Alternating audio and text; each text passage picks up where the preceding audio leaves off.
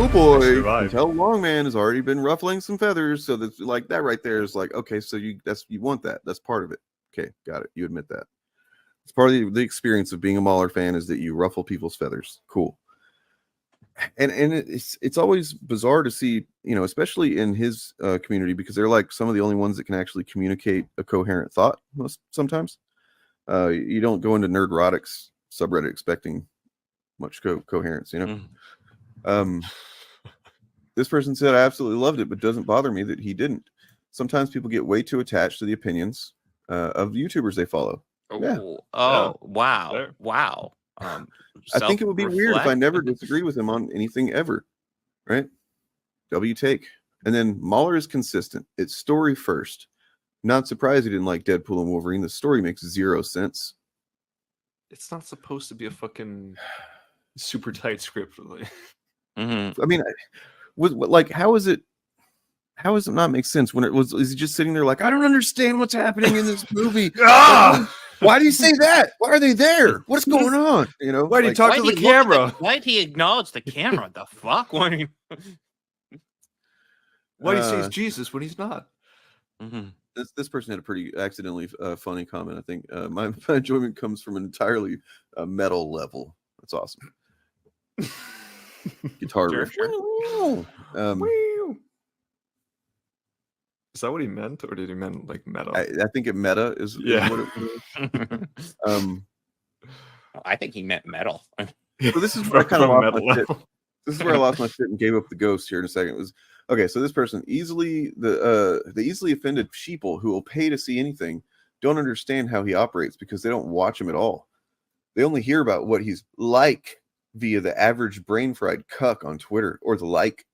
And then this comment, for real. He'll come out and say he likes a movie, but still point out some flaws. People need to stop taking criticism as a personal attack. Wait a second. But I, of course, will remain skeptical, especially because no, you won't. No, you fucking won't.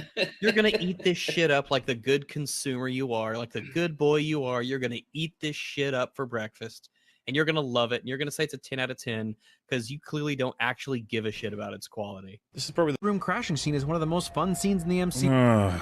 Fuck me, you will clap at anything. The Rex is so big, there's so many explosions. Had her as a great character. We had that thing, and this film you're clapping at like a fucking retard ruined that.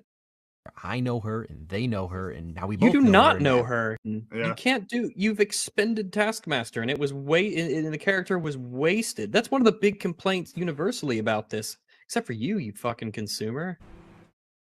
The couple just so happens to walk into a room with a bed or a couch. Oh yeah, that's how this is with black characters. Like every room they fucking walk in, just happens to be a racist cop, ready to put a knee on their neck or some shit. It's like they're treating. They can die of a heart attack. Yeah. Oh yeah. Did you hear that? Billy D. Williams came out as gender fluid. Really? Please don't mention that, please. That he really is. I don't fucking know. Yeah, I think I read an article about that. Good for him. Supposedly wasn't a wrinkle in time. Not talking about Billy D. Williams' gender fluidity. Oh, do you know the funny thing about the whole day one of Ellie and Dina? Yeah. There's a lecture about the Holocaust also. Oh right. Yeah. Oh, I remember when I messaged Mahler about that when they were in the Jew church or the synagogue. I messaged Mahler like, "What the hell's up with this Jew stuff?" like the Holdo maneuver in all of its visual awesomeness and god speed rebels breaks the quote-unquote laws of the universe, then hey, let's break some more laws. No, kill yourself. Are you talking about how they literally go to fucking people's videos that have nothing to do with them and they're just like enjoying a thing? They literally personally attack that person? Is that like that kind of personal attack? Yeah. I was about to say, I'm not an actual flat out personal attacks from these guys. I've seen them literally watching, like responding to a video and saying, I bet this person likes a movie we don't like. Haha, I bet they probably like this movie we don't like. If you like this movie we don't like, then you probably shouldn't even be making videos at all. And then move on. Like, and then Rags goes, kill yourself. Yeah.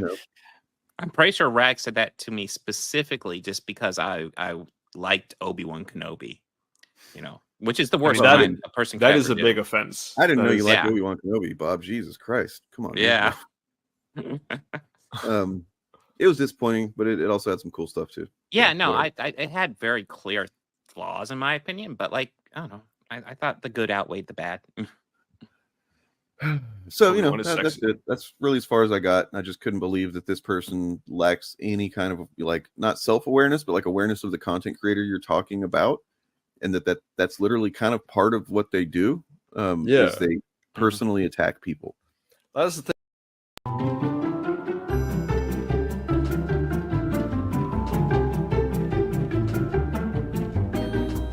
Mentioned something kind of threw me off is like Jeremy has disavowed the Fandom Menace, but he's still in the same circle of people, right? They're still all on Friday Night Ties together. He's still saying the same stuff. So what is really the practical purpose of disavowing the Fandom Menace if like nothing is actually changing about what he's doing? Oh, the reason that he gives is that apparently he saw too much like extremism within like the Fandom Menace among like things that fans were saying, and he didn't want to be like held responsible for any of that. He said, I'll be responsible for Geeks and Gamers, but not that. I don't know. I'm more of the mind that if I was part of something that I was like suddenly like, wow, this is getting kind of more hostile and harmful than I really care for, rather than just go, I don't claim this label anymore. I would completely disconnect from the people that are associated with that label, because otherwise it would just seem kind of hollow to me. But that's just me. Holy fuck at the diversity. Why did you join the Brotherhood? Oh my god, the diversity. People are going to come after you.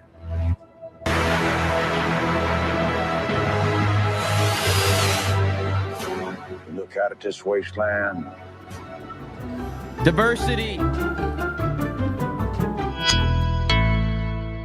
I'm not in this for the internet fame. There's 400 people watching this stream. If one of them knows my name now that didn't know it before, it's a success for me. I'm not in this for the internet fame. We're not going to bend on our standards. At the end of the day, I have tried to build Geeks and Gamers by doing it the structured way, the methodical way, the think it out, prep it, take notes, think about everything you're going to say, and it fucking failed miserably on me. The day that I started doing what I'm doing right now, which is what you're, having a problem with, is the day that I started becoming successful. We're not going to bend on our standards.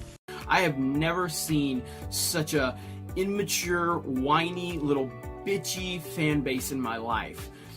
It's ridiculous how pathetic these people are. Do I constantly whine and bitch and complain about it? No! So again, while this game had a lot of good things going for it, and it's been widely discussed from that perspective, it's the hidden agenda involved. And this is why so many people are overly hypersensitive. And I mean this in the way that too many fans have been done wrong too many times. Kathleen Kennedy, she doesn't miss any opportunity to fuck up George Lucas's creation. And we have the latest problem with Kathleen Kennedy and Disney Star Wars.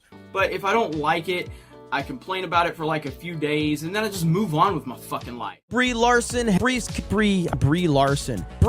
I don't understand this need to continue to bitch and whine and moan. Brie Larson. Brie Larson. With Brie Larson.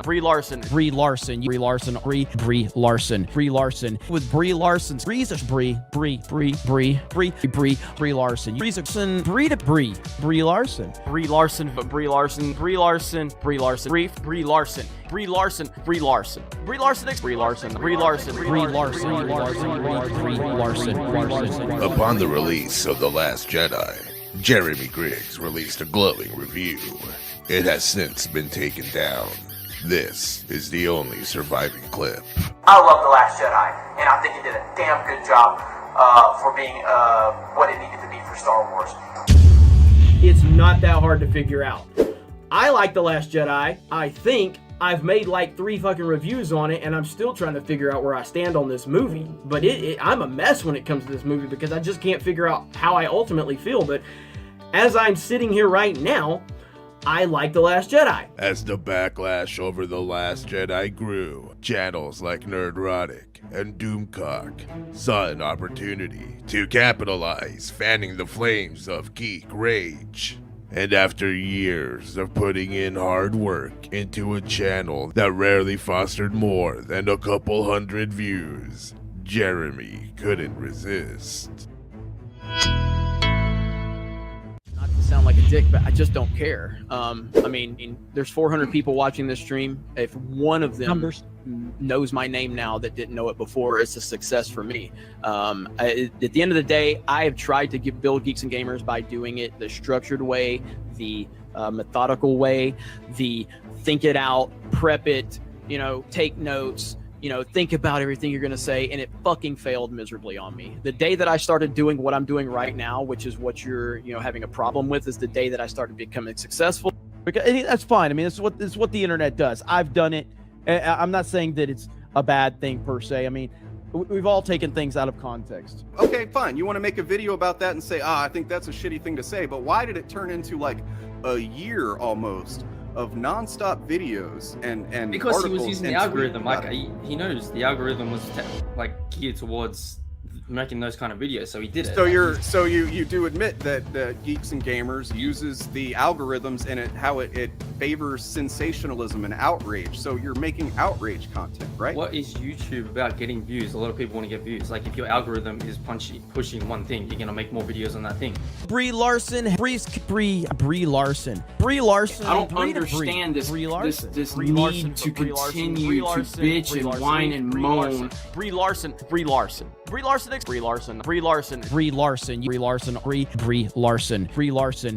Larson's Brie. Like, I don't get offended by shit. She's the one in the middle standing. Look how she's the one. I don't know how people are so easily offended these days. And really they're not. They're acting offended because it gets you traction on social media.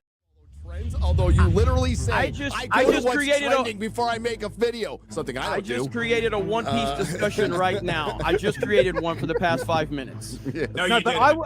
I would have liked. Did we just talk about One Piece for 5 minutes? Yes or no? We didn't. Yes, One Piece was used, but we didn't talk about it. No. Welcome to every video we make. We use one little thing and then we build the narrative out of it. Welcome to every video we make. We use one little thing and then we build the narrative out of it. We're about to get started, guys. I just want everybody that's watching right now to go ahead and internalize that quote right there. Just go ahead and, keep that in your mind's eye for the duration of the episode. Let's get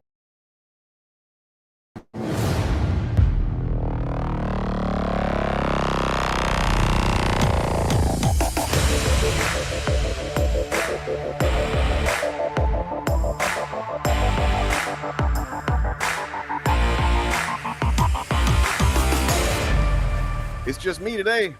Just me. All on me. No pressure. Oh, thank God Bob's here. I'm reading a comic book, dude. What are you doing? You're always reading comics right now, man. What's up? Yes, I'm busy. We don't have it. We really didn't have a show plan. Well, I mean, nothing's happening this week. So we don't have a show plan. We don't have anything to talk about. I don't really know what we would, but we went ahead and just to kind of, split the difference. I don't know. We brought on Edgerton now. Hey. Yeah. You guys reading any comic books recently? Yeah, I've been reading a lot of Valiant. I think you're muted, Malachi. You're muted. You're muted, Edgy.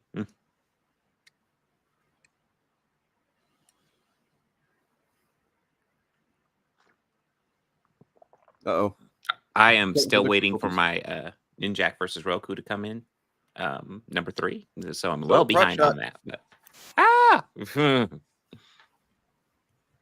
Nope. So if you had some other program open before you clicked on the link, it might have defaulted to that program, and it might not have given your mic access to StreamYard. Yeah, just double check your StreamYard settings. Make sure your microphone is the main one. Because I have my built-in one. I always have to make sure my nice microphone is activated on it. Yep. As Reggie says, keep grown and sexy in here. I don't know what he means by that, but he's the mod, so he gets to determine the rules. True. I mean, I don't get to determine any rules, unfortunately. Wow, 67 people watching. Guys, we didn't have anything planned. Nope, still nothing on the mic there. Let's see if I have it. Nope. It's fine here. Maybe just try and redo the browser. Recycle Maybe that. jump out and jump back in. Yeah. If that doesn't work, then you can reboot. So yeah, like I said, let me pull this back up. Why do you think they would do that? I don't know. Yeah, it seems interesting that We don't have anything else to talk about. I figured we just like look at this quote and just kind of ponder a bit.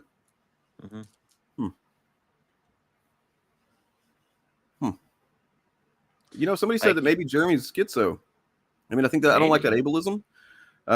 That's not even an accurate use of schizophrenia, if that's what you were meaning.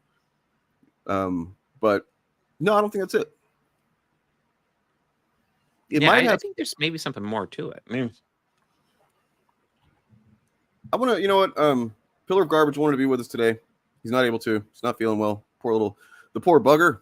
You know, he's gonna get some rest, and hopefully he feels good. Feels better soon.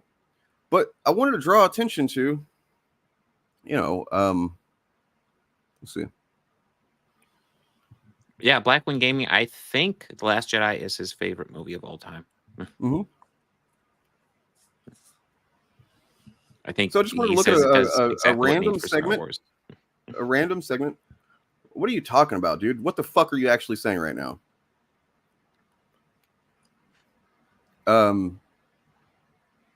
Yeah, random segment from Pillar of Garbage video. I'm gonna fucking ban this motherfucker, Bob, if he fucking says anything else stupid in this stream. I'm sorry, he's gonna be gone. Catalogue of the bad stuff he's done, and more evil shit has come to light since then, which I won't mention here because YouTube is. So he starts off, he's talking about John Del Rose. To find. He's also, surprise, surprise, an extremely vocal Trump supporter, and is, by his own admission, far more radical than your average Republican. John's website, like much of his content, relies on getting enough clicks, enough converted, message-fearing consumers hooked onto the reactionary politics and the rage-fear cycle. He rails against agendas while having a far more tangible one than any X-Men writer. And as so politically outspoken a figure in the comic book space, he stands to benefit personally and professionally from the laundering and dissemination of far-right ideas that a site like Fandom Pulse facilitates. And I say a site like Fandom Pulse because, well, it is far from unique. The article we've been discussing got a little Twitter attention, getting shared and getting dunked on in equal measure, but Fandom Pulse is relatively new in the scene. The regular flow of content only really started late last year, and so when it comes to YouTube, when it comes to sympathetic creator voices citing articles in their anti-woke videos, Fandom Pulse is still a more minor player. You'll see it here and there. Yellowfash is no stranger to the site, for instance, but it isn't yet seriously competing with the classics, like the aforementioned Bounding Into Comics. Bounding Into Comics suffuses practically every new thing, woke, bad video on the site. It's here, and here it is again, just in X-Men 97 videos, and if you've seen any of this content in the past... No, because it's strictly on what you call it, Substack now. They couldn't afford the web hosting. That Park Place is the one trying to get in there. Dude, you need to just be quiet and listen to the rest of this fucking stream before you say, like, you're so fucking hilariously ill-timed with this take. Like, it is poorly timed, Mikael. We're going to get into something that just came out. If you've watched any of my videos on YouTube Chuds, even, you'll doubtless recognize the... Yep, there you are. I hear you. Yeah, I heard something. Yeah. We good? You good? Sounds like get the lighting right, and then I think you're set. Hello? Hello? Test? Oh, can they not hear us now? Can they? Oh, look at that. That is weird. I do not like that.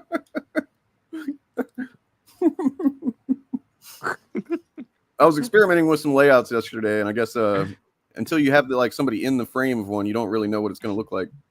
It's just going to put our names across their so faces. tiny. Like Then it's yeah. Let me nope. There's that. How about that works. That's classic, yeah.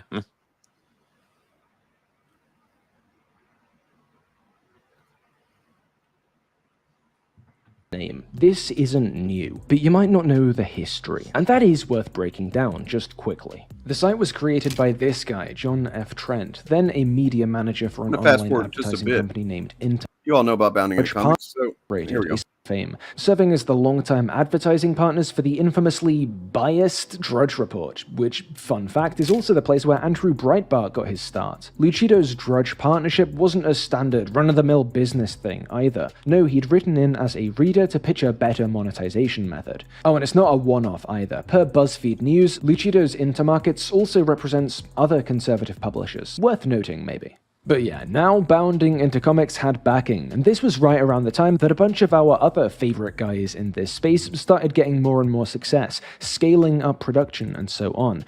Probably a coincidence, but who knows. Bounding into Comics' editorial bias is an open secret. Whereas many anti-woke creators will hedge on this front, will give some variation of the claim that they're not against feminism, tolerance, so on, rather they're simply against media including any messaging, and it's just a coincidence any messaging they detect and complain about is broadly progressive in nature, something like that.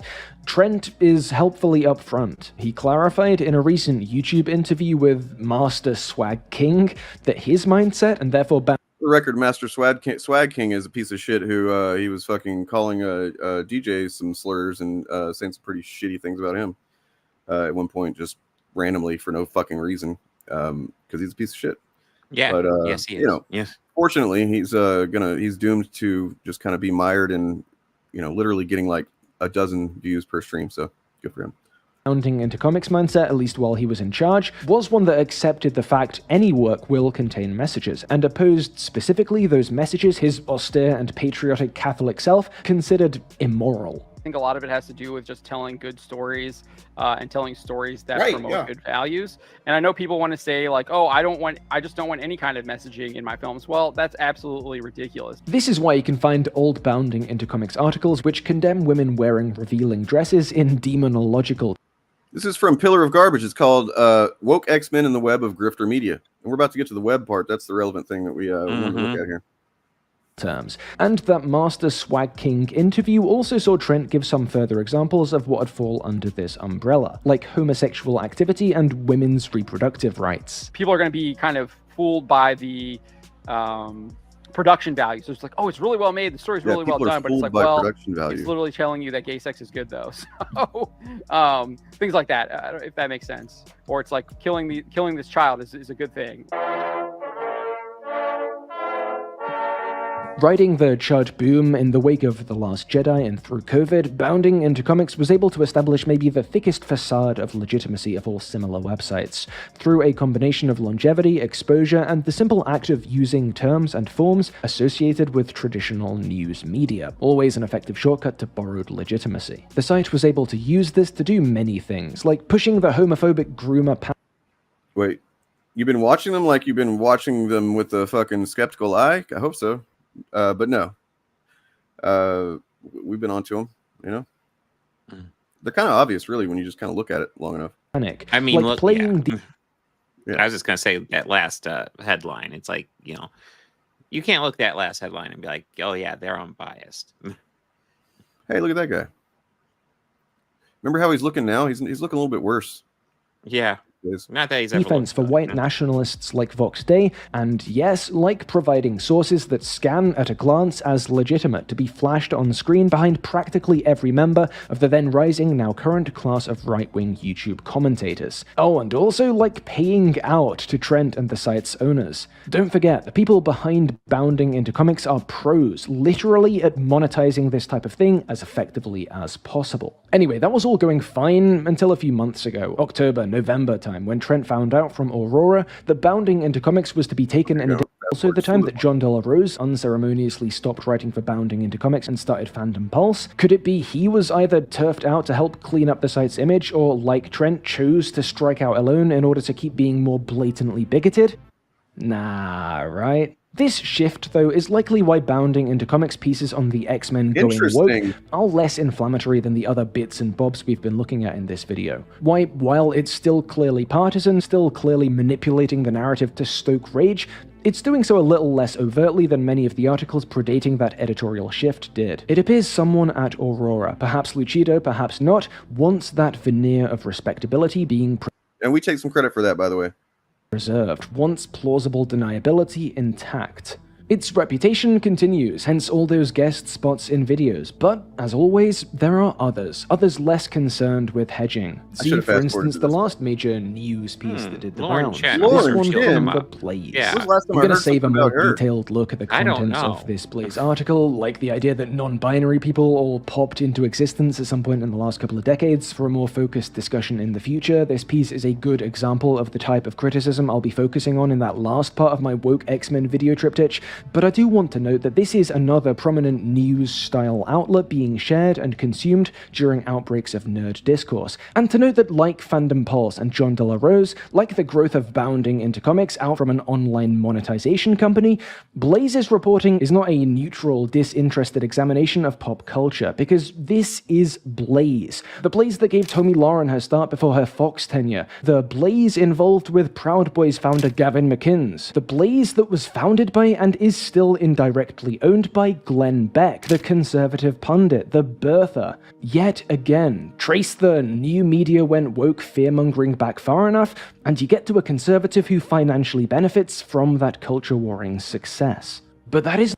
I hope you guys are paying attention, because this is just the ground level for what we're going to be talking about today. We're about to build upon this. So isn't quite where the connection game ends. We can continue. It's little things at first. Quarter Black Garrett, Chuds stream regular, who longtime viewers of the channel will recognize from his Gigabrain Blue Beetle takes, got his start on Louder with Crowder, which was on Blaze. Or take current Blaze big shot Alex Stein. He's actually someone you might have seen before. Do any of you remember the infamous video where RK Outpost's Ryan Kinnell, who we've also discussed before on this channel of course, went to Universal Studios and made that hilarious George Floyd joke? Hey Alex! Alex, come here! They have a memorial to George Floyd. Oh my gosh!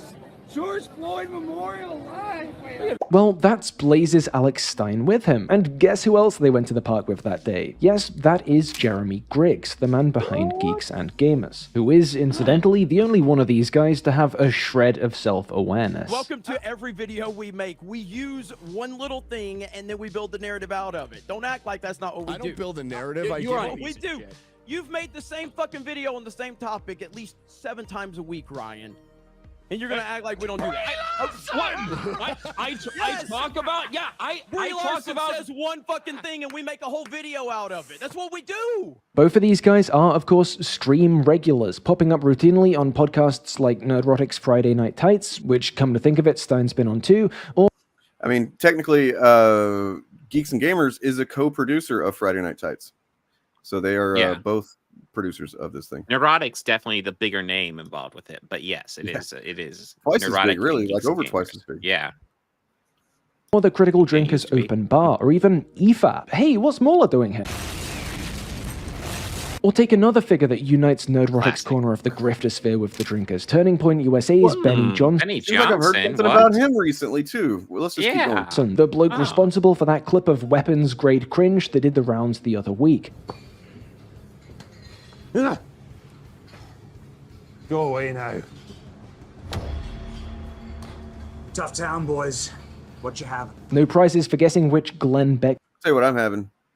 Vindication. I think I'm gonna have some vindication today. Founded site he used to work for, or which ex-Drudge Partners outfit he also used to work for. Or take Eric July, who some of you might recognize from my Spider-Verse video and from being one of the big Miles Morales isn't Spider-Man guys. He is openly a contributor for Blaze Media. It's all connected. Her web connects them all. And back when Eric was making his name, he was also pushed heavily by John F. Trent, who's now signal boosting Delarose and Fandom Pulse, and who streamed with Nerdrotic, who himself, streamed with Eric and Ryan and Garrett and Benny and Gavin and climate change denier Russia simp Republican presidential hopeful Vivek Ramaswamy, who himself was on Glenn Beck's podcast with Eric. And Jesus Christ, it just keeps going. And Shit, you guys. When I say in my videos that propagandistic content like this, like the videos, like the news-style articles that's wrong or misleading and transparently prioritizes its political, often fascistic narratives above whatever pop culture it's pretending to care about and wrapping those narratives around,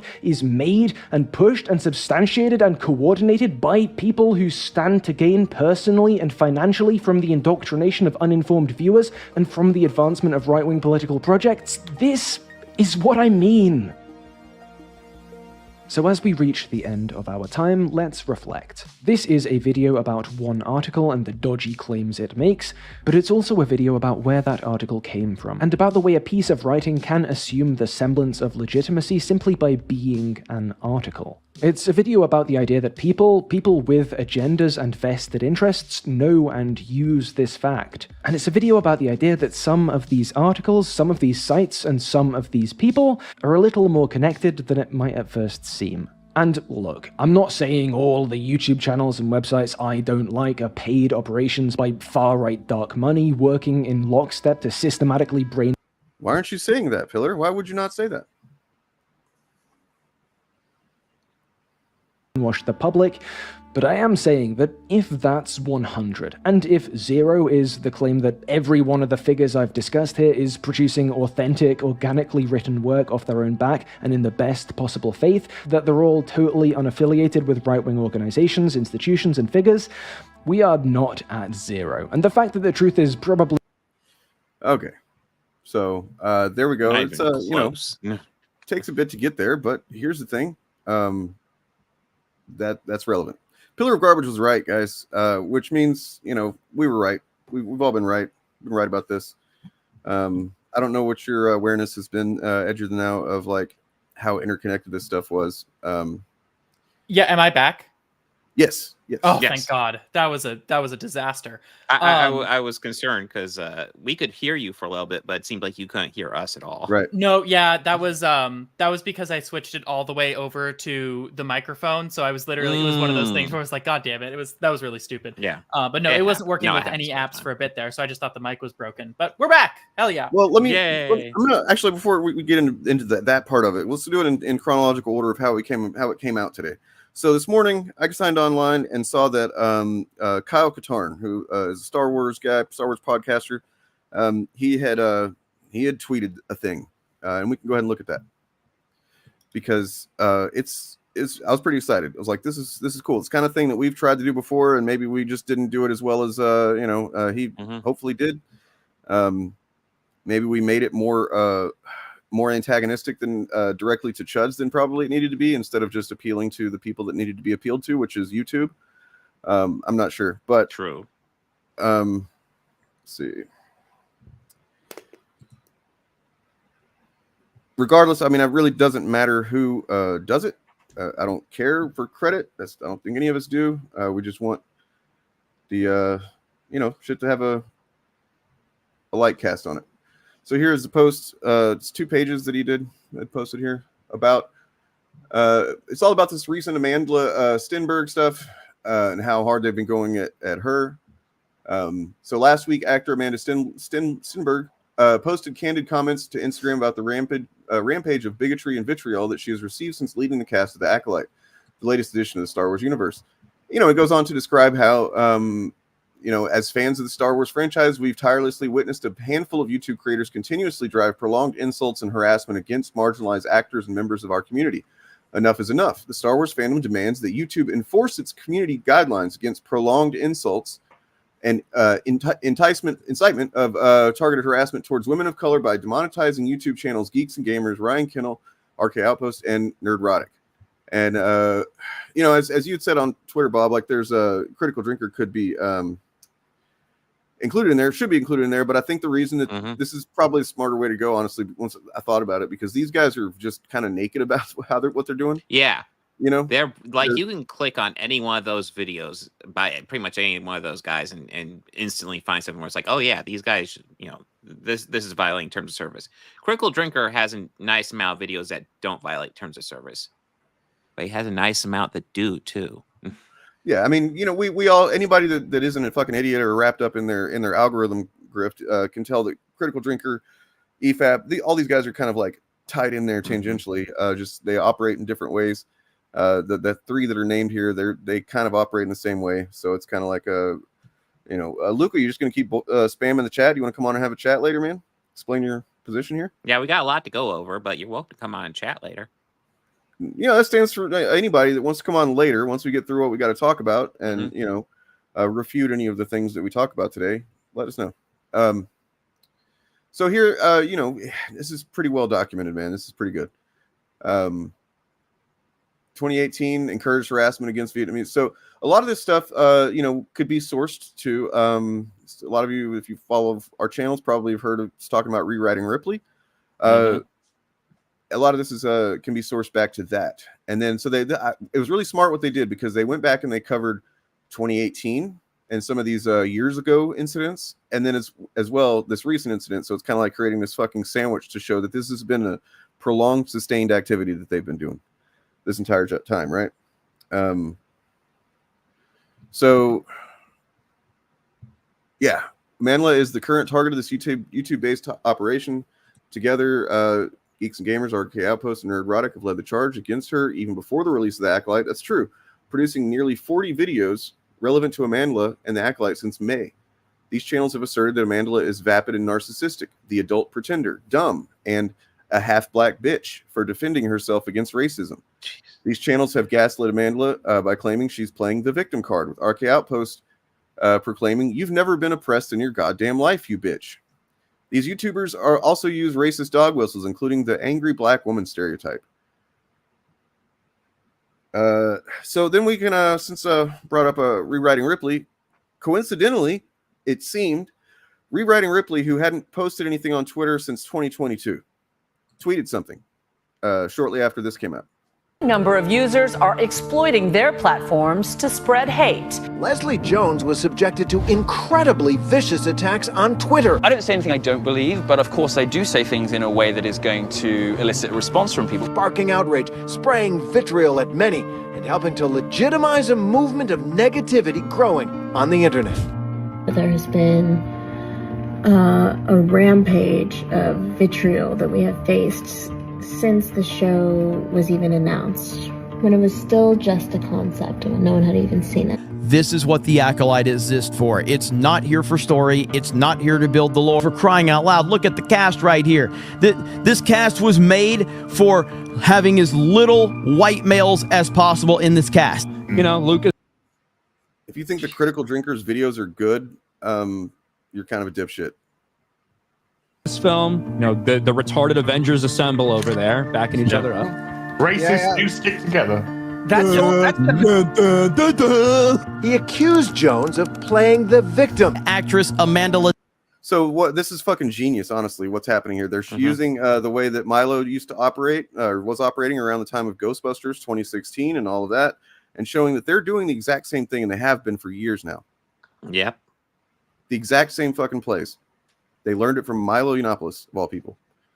Stenberg playing the victim card. They can do nothing other than play the victim. Manla Stenberg, the adult pretender. Pathological, sociopathic, feminist liars in popular culture. Almost like she's fucking lying through her teeth. And it would be one thing. Did you not see Lauren Chen mentioned? Did you not see fucking Benny Johnson mentioned? We're going to get to it. Hold still. Yeah, we haven't gotten to all of it yet, man. We're going to feed you, baby birds. If we actually saw some evidence of this, right? If we actually saw some of this shit she's talking about, but no, this is just gaslighting. These are terrible, talentless people that we are instructed that we must like unless, and then sort of subtext is, if you don't like them, you're some kind of bigot somehow. Terrible performance, her attitude, driving away fans, anything like that. No, it's everyone else's fault and they're racist and they just hate me because I'm black. It's all like... She's so vapid and narcissistic. It is the most kind of narcissistic, lack of self-awareness. And she's still bitching about oppressors. You never. So you think she deserves all this, Cardville? You think do you defend all of this shit going on right here? Do you think you defend watching Critical Drinker who collaborates with these guys on a regular basis? What the fuck is wrong with you, dude? The fact is, when you're seeing a video like this, where all this video is talking about is harassment, they're not talking about any reviews or opinions. They're talking about harassment, and you're like, oh, I feel need to defend these guys. That's maybe not the best take. Maybe think about that one. Yeah, I mean, the quality of the media involved really doesn't matter at all No. in terms of the way that we treat people, in the same way that, like, because I think that there are more examples of this that would be probably worth people talking about, like the way that they treated Jinx Monsoon. Take a look at how, you know, Oh, Critical Drinker and God. his buddies handled That was handled her. gross. Like, it doesn't matter whether you like or dislike the media. Even the way they talk about, like, Russell T Davies, like, even if you think that he's a terrible writer, like the way that they talk about these people, like they're disgusting objects, like they're things, like they're creatures, like whatever, is, I mean, it's, I struggle to think of a mindset I could be in where that would, like, those words would be how I describe regular humans living their lives. Earl, try to follow along here, my man. They are connected. They are the same topic, my dude. We're getting relax your fucking ass. We're telling a story. Never been oppressed in your goddamn life, you bitch. Look at that. They got a Derek Chauvin George Floyd memorial. But also every single different race of people has been enslaved and discriminated against and oppressed in some way throughout our entire history. The only people that can't get over it seems to be black people. I am not a racist, though I'm frequently told that I am one. But I am in favor of oppressing whatever the fuck this is, because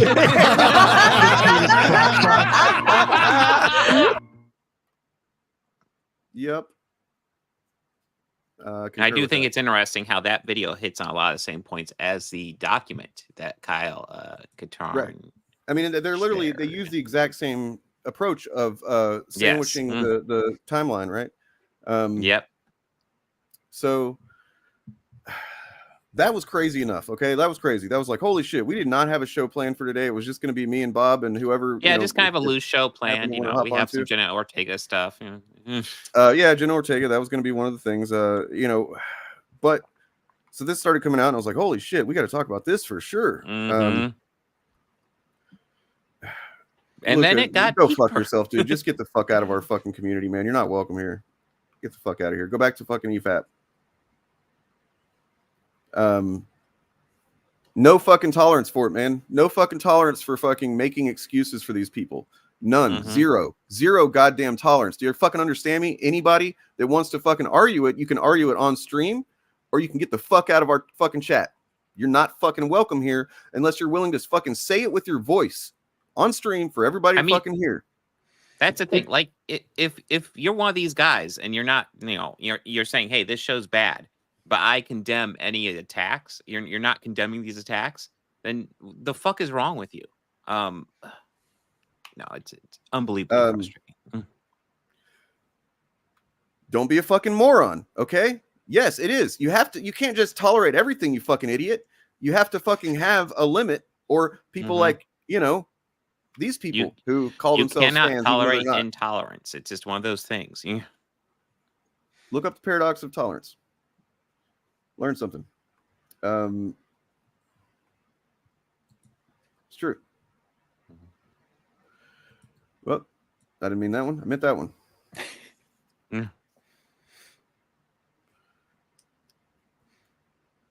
The fact that it's gone this far, man, is fucking. It sucks, you know. But I mean, I have had the thought in the last few years, hoping that rewriting Ripley wasn't done. You know, that they put out a few articles and then some podcast episodes and stuff like that. They've done a few data studies. If you're not familiar with them, we can maybe look at them later. But they basically, I've been operating from them, their work this whole time, essentially, since their first thing came out. They proved that after The Last Jedi, that these guys were responsible for, that white nationalism in general was responsible for why Rise of Skywalker is so fucking bad.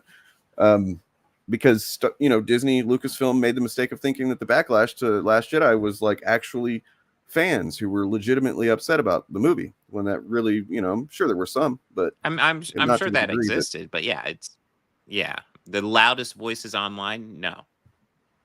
Yep. So okay, now we're gonna you ready, Earl of Laurel? Let's do it. Let's do it, buddy. Oh well, let me finish this. There's a second page to this. So whoops, not that one. That one. Action required. The Star Wars fandom refuses to watch another marginalized actor or fan be singled out by prolonged racist harassment. We understand that YouTube has an important role to play in promoting free speech. However, content uploaded by Geeks and Gamers, RK Outpost, and Nerdrotic is not opinion or criticism. It's prolonged, targeted harassment against women of color. We urge YouTube to enforce its community guidelines and demonetize these channels immediately and permanently. And then Team YouTube's response on Twitter was not fucking super helpful already. I didn't know there was a response.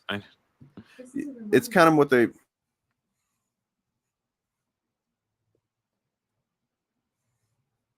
It's kind of more of what they do pretty much anytime you tag them and say, hey, here's some, we're going to look into it. And if they violated our terms of service, then, and people have reported. If they violate our terms of service and don't make us enough money, then we'll do something. But if they make us enough money, because that I wish I knew exactly what it was that was like, what's the trigger word? Is it just literally you have to say the N word 5 times to, get your channel demonetized? I don't know. I don't know. There are channels that do that and don't get demonetized. So it's the only thing that I can think is that there's the people in the camp that believe that YouTube just lets them continue to operate because they make them a lot of money. But we know via the Chud apocalypse and looking at their stats over the last year that they haven't been making as much money. They haven't been getting clicked on as much.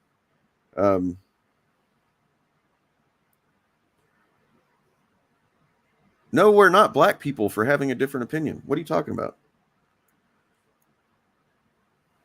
That's weird. We're white people. Clearly. Nothing wrong with being a black person, but we wouldn't change our race just to have some opinion. I don't get it. I think they said you block people for having a different opinion. Oh, okay. I think that's what... Why? Really? Did he? Okay. No. We block people for being belligerent pieces of shit in chat. Yeah. And derailing streams. So when you're in chat and you feel the need to defend these guys when we're going over a video showing their harassment, showing pure harassment, that frankly, that's not a good look. And guess what? Our chats are not the fucking town square. We can ban you should we choose. Yeah, I'll say this again. This weird fucking thing, it's a rapey fucking mentality to have, to think that everybody on the internet has to let you be all up in their space just because you want to be, no matter what you're doing and how you're behaving. You can fuck off with that shit. That's not how we operate. There's plenty of places where you can go and people are going to confirm everything that you think. They're going to go, yeah, those guys over there, they're fucking cucks and shit like that. Go do that, man. That'll feel good, right? Go have some of that shit. All right, so derailing. Gonna get him the fuck out of here.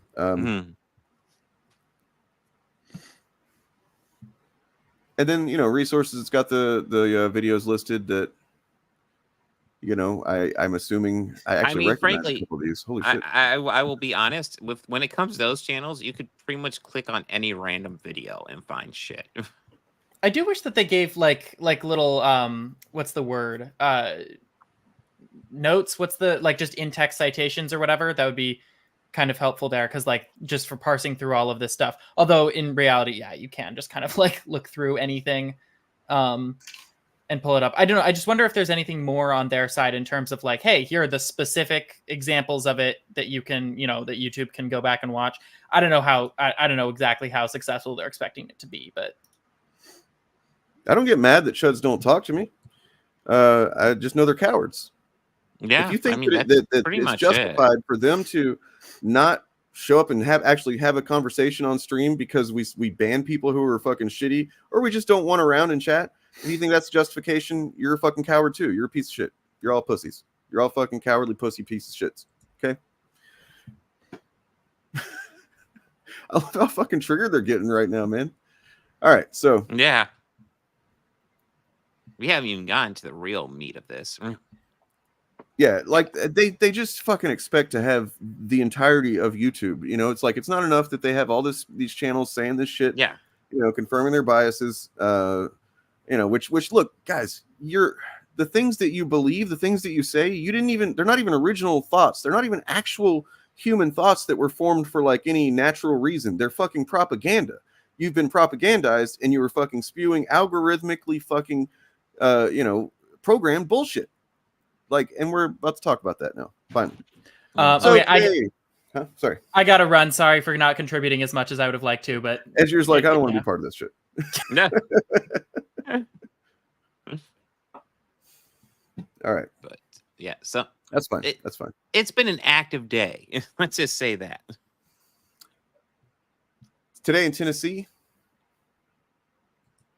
Department of Justice indicted a couple of people. Russian nationals who worked for Russia Today. Let's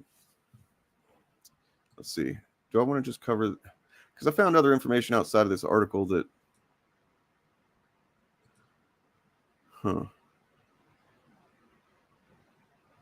Okay. Man, I feel bad. I wonder why did that's weird. Okay. An indictment unsealed Wednesday alleges a Tennessee content creation company was the tool of a team of Russian propagandists used to infiltrate U.S. audiences with Kremlin-backed messaging. Two Russian nationals who worked for Russia Today, a Russian state-controlled media outlet, were indicted on accusations they funneled nearly $10 million to a Tennessee-based online content creation company to publish English-language videos on social media sites like TikTok, Instagram, X, and YouTube. Okay, so what does that have to do with anything? Bob, what does that have to do with anything? What are we talking about this? Yeah, I don't know. It seems kind of random. Like this is like an offshoot. It surely has nothing to do with people we talk about. Yeah, I mean, look, who is Konstantin Kalishnikov, known as Kostya, and I've Elena? definitely never covered him before. I've never covered them. Who are they? I thought this had something to do with our stuff, man. What? Yeah. Let's see. Hold on. What's the name of their company? Is it TENET Media? Is that what they say? TENET Media. Who owns TENET Media? Well, let's look it up.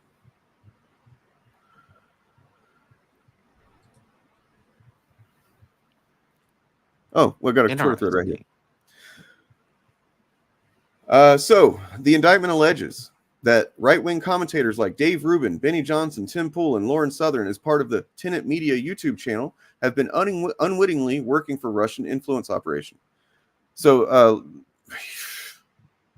Lauren Chin and her husband, I think, are the ones that own this thing. At least the U.S. People who own it. Yeah. Apparently, her and her husband were very well aware of where their funds were coming from, and apparently there's some of these other people that did too. But as it stands, it seems to me that pretty obvious that these guys, I mean, like, and that makes a lot of sense when it comes to like Tim Pool and just how fucking deranged the shit he says is, right? Mm-hmm. And that's something I want to state. Like, it's not saying these guys know that they're taking Russian money. It's saying that they're essentially unwitting dupes. They're idiots who say the type of things that Russians apparently want to get out there. Well, the Russian government wants to get out there. So they'll give them some dark money. Make sure it gets out there. So, two people described in the TENET indictment as unnamed founders were very aware their operation was funded by Russians. Tennessee Business Records lists TENET's founders as Blaze TV host and TPUSA contributor Lauren Chin, a.k.a. Roaming Millennial, and her husband. So there's the Blaze TV connection right there.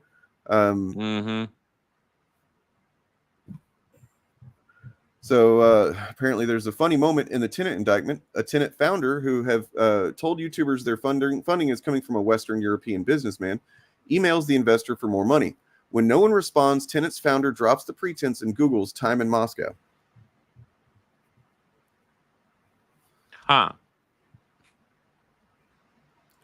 Tim Pool says he didn't know TENET was a Russian operation. Says he's a victim. Let's see what his fucking saying. My statement regarding allegations in the leaked DOJ indictment. Should these allegations prove true, I, as well as the other personalities and commentators, were deceived and are victims. I cannot speak for anyone else at the company as to what they do or to what they were instructed. The Culture War podcast was licensed by TENET Media. It existed well before any license agreement with TENET, and it will continue to exist after any such agreement. Maybe that's not a good idea. The only change with the agreement was that the location of the live broadcast moved to TENET's YouTube channel.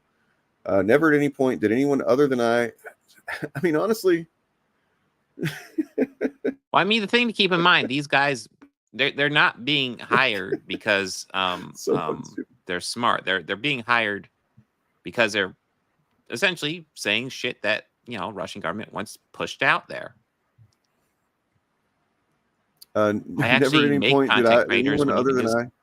yeah. TCW is a separate company not associated with Timcast or other properties. It exists solely for the production of the Culture War podcast. That being said, we still do not know what is true, as these are only allegations. Putin is a scumbag. Russia sucks donkey balls. And to the journalists who wish to jump the gun, create their own narrative, or lie about what is currently going on, you can eat my Irish ass. No thanks. Wait. He just said he doesn't know what's going on. Like, how's he know they're lying if the... Well, because from his perspective, he's saying that he didn't know anything. He's just a victim. Well, I mean, even if that turned out to be true, even if he's one of the people that didn't have any idea, right? Which is possible. That's kind of worse for him, in my opinion. It makes him look like an even bigger fucking moron than he already did. Yeah. Like, He how looks do like you a get pretty in big bed fucking with moron. the business and not fucking do the diligence, man? Like, Jesus Christ. And a quick reminder. So one of the four names mentioned, Dave Rubin, Tim Pool, Lauren Southern, and Benny Johnson. I want to give you guys a quick reminder. Benny Johnson. It's gonna go down in flames and cost them millions. And as Drinker was saying, it was only a matter of time. It was if you followed comic books, if you're a nerd for any amount of time, you would see like you're subverting everything. And you can't continue to subvert stories and expect to make money off them. They were already established. You can't subvert Luke Skywalker. You can't subvert Han Solo. You can't try to erase. The thing is, though, that Anybody else there? They're talking. Oh, whether or not the tide turns, the damage that's been done to all of these franchises is kind of irreparable because I just think that's interesting. So this is Critical Drinker and Nerdrotic.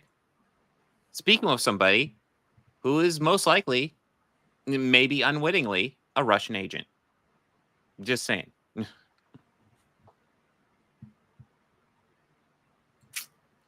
Yikes. Yeah, I mean they're perfectly willing to, like, you know, there's clips of him being like I've seen him, I've watched some of that interview with, if you want to call it that, as a propaganda piece. Yeah. What it is. Where Benny's like, you guys won the culture war, and they're like, yeah. It's like, we have no evidence that any of these fandom menace chuds knowingly had anything to do with any of this, right? I mean, I'll be blunt. I don't think they do. I think they're idiots, probably not. or people who just saw money in this. And yeah, they saw money, and this is what happens. Russian dark money. Russian. Look, I've been saying it for years, guys. You've been watching this channel for long enough. You know I've been saying this shit for years. I didn't say necessarily Russia, probably did at one point or another, but dark money is very obviously been involved with this stuff. Like, you can just see the shape of it around all of it. Like, you know what I mean? You don't. And we're going to be talking about this more in depth again on Sunday on the Force Diversity podcast. I mean, so much has come out, like, since like in a couple hours while I was at work. So much has come out. I have a feeling over the next couple days we're going to get a lot more.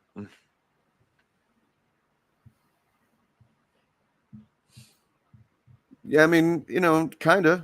This has been going on. I mean, the fact that Putin's been, you know, doing stuff like this and other similar shit. I mean, that's why it's like the least surprising thing that Putin would be behind it. I want to read an excerpt from the actual indictment, actually, because it's something pretty interesting. I've got the indictment literally right here. Oh, nice. Okay. So, introduction. So this is United States of America versus these Russian folks. Grand jury charges. Introduction. RT, formerly known as Russia Today, is a state-controlled media outlet funded and directed by the government of Russia. After Russia invaded Ukraine in February 2022, RT was sanctioned, dropped by distributors, and ultimately forced to cease formal operations in the United States, Canada, the UK, and the European Union. In response, RT created, in the words of its editor-in-chief, an entire empire of covert projects designed to shape public opinion in Western audiences. One of RT's covert projects, as described herein, is the funding of and direction of a Tennessee-based online content company, a creation company, named U.S. Company in this document. Over at least the past year, RT and its employees, including these folks here, The defendants have deployed nearly $10 million laundered through a network of foreign shell entities to covertly fund and direct U.S. Company One. U.S. Company One publishes English language videos on multiple social media channels, including TikTok, Instagram, X, and YouTube. Using multiple fake personas, they edited, posted, and directed the posting by U.S. Company One of hundreds of videos. Many of the videos published by U.S. Company One contain commentary on events and issues in the United States, such as immigration, inflation, and other topics related to domestic and foreign policy. While the views expressed in the videos are not uniform, the subject matter and content of the videos are consistent with the government of Russia's interest in amplifying U.S. domestic divisions in order to weaken U.S. opposition to the core government of Russia interests, such as its ongoing war in Ukraine. I.e. to get people focused on a culture war instead of things that actually fucking matter. Since publicly launching in about November 2023, U.S. Company One, which is TENET, has posted nearly 2,000 videos. Holy shit. That have garnered more than 16 million views on YouTube alone.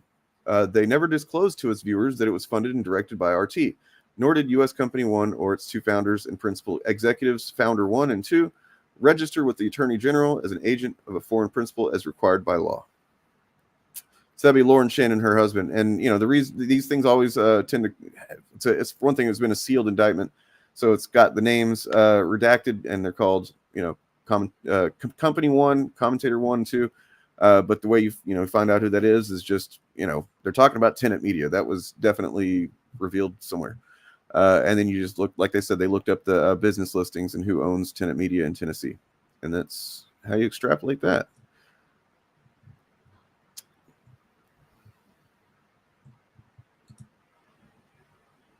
So, you know, next time you're watching a Chud video, if you're somebody who likes that kind of thing, I'm not saying that they are going to be like necessarily repeating Russian information or doing anything, doing the bidding of Russia or anything like that. But I mean, the fact that you have to ask yourself that, you should ask yourself that, it's kind of concerning, I think. Mm-hmm. See, whenever it came out, I actually said, I was like, oh, it's Tim Pool and Dave Rubins and stuff. I was like, TENET Media. It's good. So that means it's going to be like pseudo-intellectual and way too long, or no, sorry, and backwards or something like that. Yeah, it's going to be backwards. Robert Pattinson will be involved. Yep. You can draw a line from abortion, trans people, anti-pride, anti-Me Too, stupid woke fandom shit. It's all, you know, it's all connected, man. It's all related. Yeah. Fucking Charlie Day meme.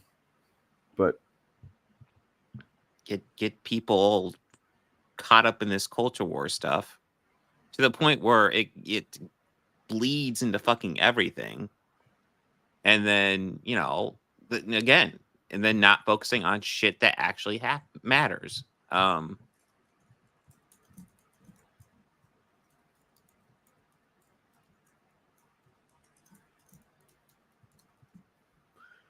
Well, there we go. Yeah, hey, Matt Jarbo. Hey, Matt Jarbo.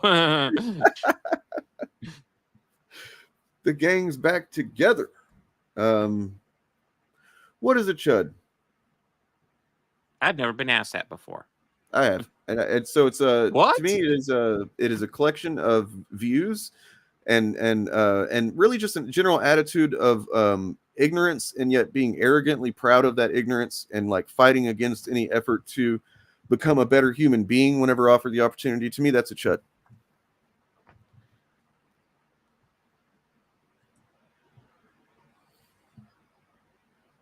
You know them? What? I always end up going back to this one definition that I found that it usually sums it up fairly well. The conservative Republican is someone who's either racist, sexist, homophobic, transphobic, xenophobic, fascist, or a bootlicker, or all the above. Yeah, that sums it up. Yeah, you know. Oh yeah. This, you know, and this is all Matt Jarbo's fault too. Yeah, come on, Matt Jarbo. Jeez. He was there at the beginning, man. He started it.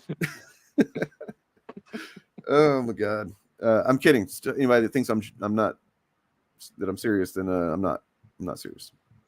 Jarbo's good people. He was there at the beginning, but he was, but that's true. But he wasn't like the cause of it or anything. No, he was just reporting on the stuff, man. Yeah. and maybe had some, less than ideal opinions on stuff, but that's okay. He's a lot better now. He's gone better, yeah. Propaganda works best when those who are being manipulated are confident they are acting of their own free will. Yes, absolutely true. Who's this Go Bells guy? Go Bells? What was he about? Yeah. What did he say? What did he do? Is he cool? He's fine. Just don't look it up. He's fine. Oh man. So bassist? What? By the way, the link to this article and also the posts from Twitter that we talked about earlier, those are in the descriptions of the streams. You're welcome to inspect these yourselves.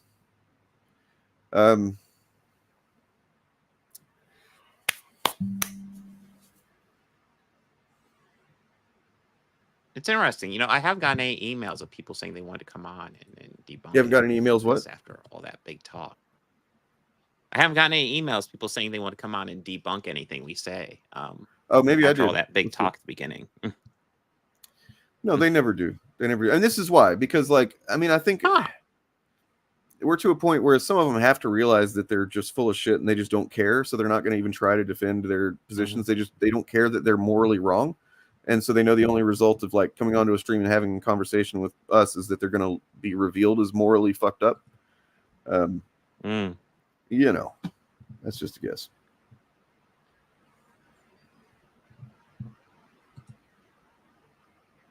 I will say, I do appreciate the people who are willing to talk to me on the other side, but they're very few and far between anymore. Fascism is intersectional until they don't have to be. It's true. True. Ask what was his name? I always forget his name. Hitler's gay buddy. That wasn't his buddy after a while. So I don't. And here's the thing with this. This is way too big of a coincidence for the first part of what we talked about to have happened, and then just so happens that the U.S. government releases this indictment. I think that somehow they had some indication that this was going to happen. I think that's why I think that as well. It has to have, right? Yeah, it's a wild. It's either the world's biggest coincidence or they had some sort of foreknowledge.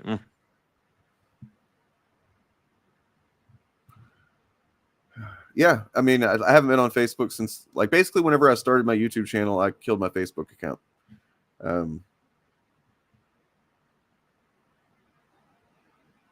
No, well, Facebook's interesting. So go ahead. It all kind of depends on your groups that you get caught in. I was just saying Facebook, it all kind of depends on the groups you're in. I don't know. I like that. Here's the thing that it's not clear that there will be any consequences for them immediately because here, let me pull up YouTube's responses because it really is just the standard thing that they do whenever they're pointed to something like this.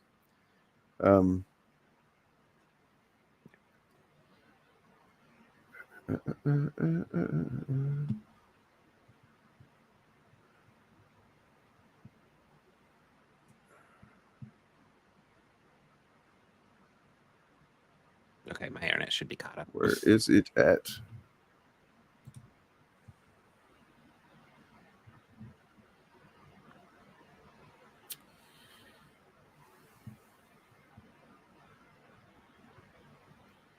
I by the way, I reached out to Kyle Katarn.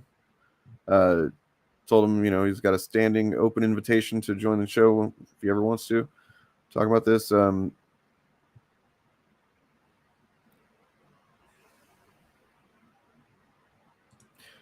Well, Morgan, yes. To my understanding, those are the two named. But I do believe there will be indirect consequences of this. We will have to see, though. Yeah, there's no telling how this can go. I'm sure this isn't even the last of the information to come out about this stuff. Yeah. This all came out within the past couple of hours, guys. So there's likely more stuff going to be coming out throughout the next few days. Oh, look at this. Look, it's all the fucking hits. They're bringing out all of the hits. Well, what about when Disney censored Finn to market movies in China?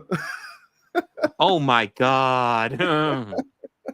Well, did you know they think the concentration camp in Mulan? You know that Mulan movie that everybody loved? You know?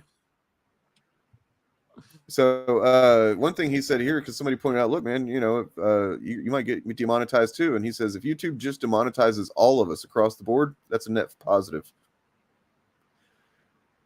I mean, I know offhand, I know of a couple of people that actually depend on money they make from YouTube, but I don't know. Maybe they should start preparing for that possibility. I don't know. I mean, I don't know why they would just demonetize everybody, but like, yeah, they aren't going to demonetize everybody. To my understanding, YouTube is an expensive service to run. They aren't going to just demonetize everybody just because. Listen, Nerdrotic in particular, I'm sure makes them a lot of money, but at the end of the day, it's kind of a drop in the bucket compared to a lot of the other creators.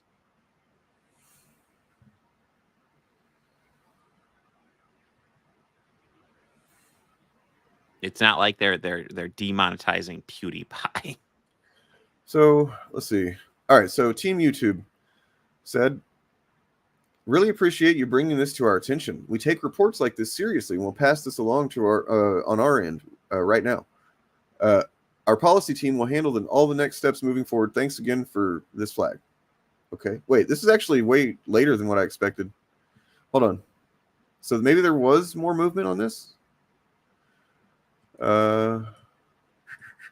Let's see.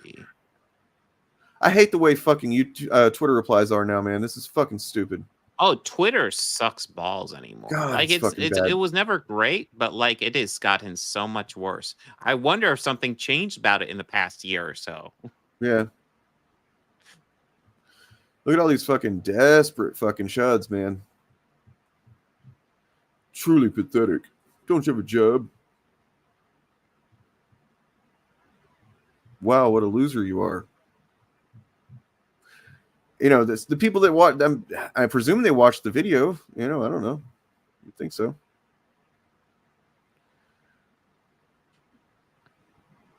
No.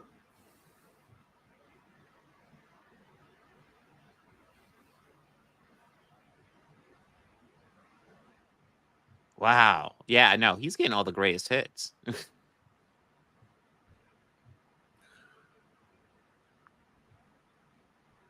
Uh-oh. Well, let's, you know, it looks like you have something there, Bob, that you want to look at? Or Oh, no, I was looking through this. I mean, we can go over the original thing I had. Okay. Well, I mean, I was going to just look and see what these Chuds are saying real quick on YouTube, actually, because I'm sure they're all talking about we can go over this because this is something I was certain the Chuds would jump on until this happened. Yeah, they might have different priorities now. Yeah, but anyways, just Jenna Ortega saying she wants women to have their own franchises. She doesn't want to see Jamie Bond. She wants to see another badass. You know, and it was something that obviously Variety's posting it. Variety's been questionable of how they market a lot of their headlines and stuff recently. Let's put it politely. But yeah, I was searching a lot of the usual suspects would be going after this. I don't think they will any. Well, maybe they will. I mean, they do make 2,000 videos a day, so maybe they will. But this will definitely be lower on the priority. But yeah, it's a conversation about how, like, oh, there's so many gender swapped characters. Except how many gender swapped characters are there? Really? Really? And fortunately, I asked this on Twitter, and I got a very helpful response. We got Jerry Hogarth and Jessica Jones. Got oh my God. Pinhead and Hellraiser. We got Joan Watson in Elementary. We got Agent Burr in the Night. What's the Night Manager anyway? I've not even heard of that one. Jennifer Goines in 12 Monkeys. I know 12 Monkeys. Frederica Lowndes in Hannibal. You know, the shitty fucking detective. Not detective. Reporter. Just name a few off the top of my head. I mean, cool. And, you know, and it's not even like, it's kind of almost missing the point, because what I was asking was a major character who was gender swapped. Right. None of these were I would consider major. The most major one is probably Pinhead of Hellraiser. And even like pointing out that one, I was like, okay, it was established in the Hellraiser universe. There's a ton of Cenobites. It's not unexpected there'd be another one that looks a lot like Pinhead. Like, my God, Okay. my God. So I don't know if you're aware of this, but in the original novella, The Hellbound Heart, Pinhead was actually androgynous. Was not for one thing, wasn't called Pinhead. It was That just makes sense. Yeah. The Hell Priest was what they were called, and it was not did not have a gender. Was not presented with having a gender. So like, and then so technically the first fucking switch happened whenever the creator of the characters in the lore, who directed the first film, made him a him. Yeah. And then so this is actually just kind of balancing it out by having a female presenting one, right? Like it's yeah. And here's the well, actually, there was a fan of the channel. He might be in chat right now. Pointed out probably the most popular gender swap characters. Let me go ahead and pull this up. Yeah, man. That's probably the most cited one. Almost was what fucking 20 years ago, dude. Literally 20 years ago, and a very popular character that was, you know, in large part responsible for some of the success that thing saw. It's just not really a good one to use as a bad example or something. I mean, that's if anything, if that's the example you want to go to, then hey, let's switch some more. Yeah. Let's gender swap lots of characters, right? This is an example of it being done kind of brilliantly, because Ronald D. Moore talks about how the character of Starbuck, you know, he was you know, a gambler, a drinker, a womanizer, you know, but those traits were presented as heroic because, you know, it's a 70s show. It's a different time. He was like, the best way to preserve those traits is to literally gender swap the character, which is what he did. And there were people that were fucking whining about it back then too. Yes. Probably the most noteworthy, Dirk Benedict, the original Starbuck, wrote an essay. He might have a different reason for it. Well, yeah, right? we'll get into it. But yeah, he wrote an essay essentially that's almost like a critical drinker video. I think Jose covered it. But he has since then apologized, and him and Katie Sackhoff are friends now. Yeah. Marvel was not gender swapped. Marvel was not gender swapped. Marvel died canonically, and then years later, Ms. Marvel, Carol Danvers, became Captain Marvel. So, like, again, if this is our key example of a gender swap character, I think we need more. Right. This is I mean, there's no guarantee they're all going to be that good, but you know. Yeah. This is what you got. Okay. The only blonde I've ever loved, right there, man. It's just fucking. Whew.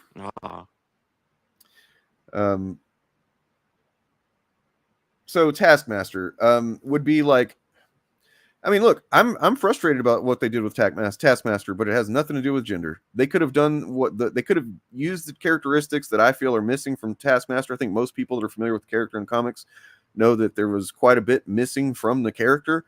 They could have done all of that, and it could have been a woman, and I'd been fine with that.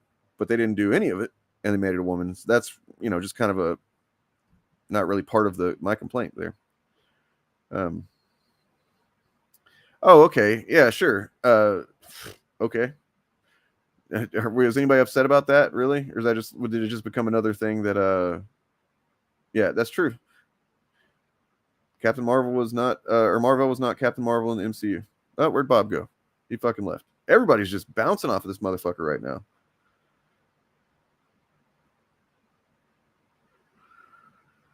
Everybody's leaving.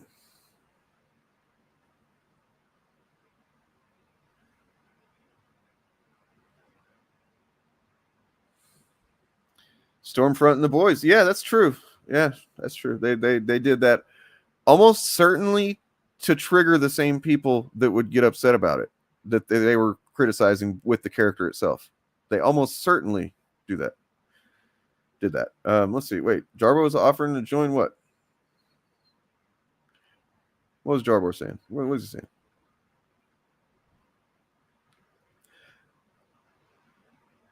Let me make sure that we got through everything we've got to do here.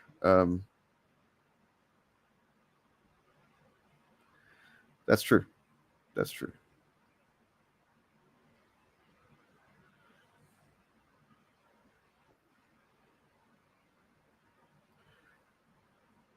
Saturday. Okay, bye.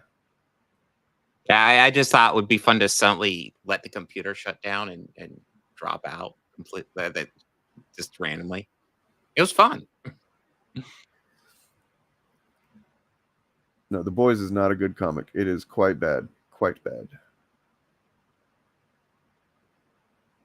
I have heard from many sources that the show is better.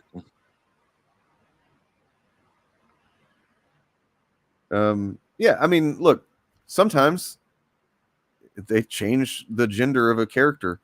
You know, for that, even getting into like taking the claim seriously that it's happening a whole lot, which it's not. Yeah. But even doing that is bypassing the point of like, why does it matter? Why does Yeah. it matter to you so much? You know, and the reason it matters to anybody, and that's why I don't think we should even entertain the point that they're trying to make. Like, just say, fucking, you're stupid. Why does it matter? It doesn't. Because they're trying to, well, I mean, some of them, as we now know, might be trying to just sow disinformation and chaos. Yeah. So, but they're trying to insinuate that it's some kind of plot against men. And there's no fucking plot against men, because I am one. There's no plot against me. Okay.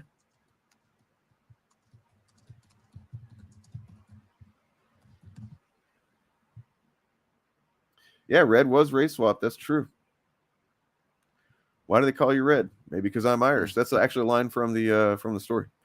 Mm-hmm. And they just it was very, very fucking smart, Frank Darabont, to just go ahead and keep that line in there. It makes it take on a whole new that line was great. Yeah. What a perfect movie. Let's just fucking talk about Shawshank, man. Holy shit. Fucking best movie of all time. Yeah. Yeah. Brooks was here, man. Brooks was here. He was. Goddamn. Yeah, I'm not gonna lie. The first time I showed that to my daughter, like, you know, she was just kind of bored, and then it got to that part, and she is like, just like a waterfall at that point. It's like, okay, I think she's into the movie. So look, I don't understand why people are now just like trying their hardest to come up with examples as if it matters. Yeah. Guys, the whole point is like, you know, you have to look at the reasons, and lots of times the reasons don't even really matter, as long as they do a good job. And honestly, like, it's a weird thing to get caught up on. And the fact is, you know, lots of people, to the point where even celebrities like Jenna Ortega are like talking about gender swapping as if it's really substantial. Because when I'm asking for major characters, even Starbucks, not quite what I'm talking about. I'm talking about like leads of stuff. Almost never happens.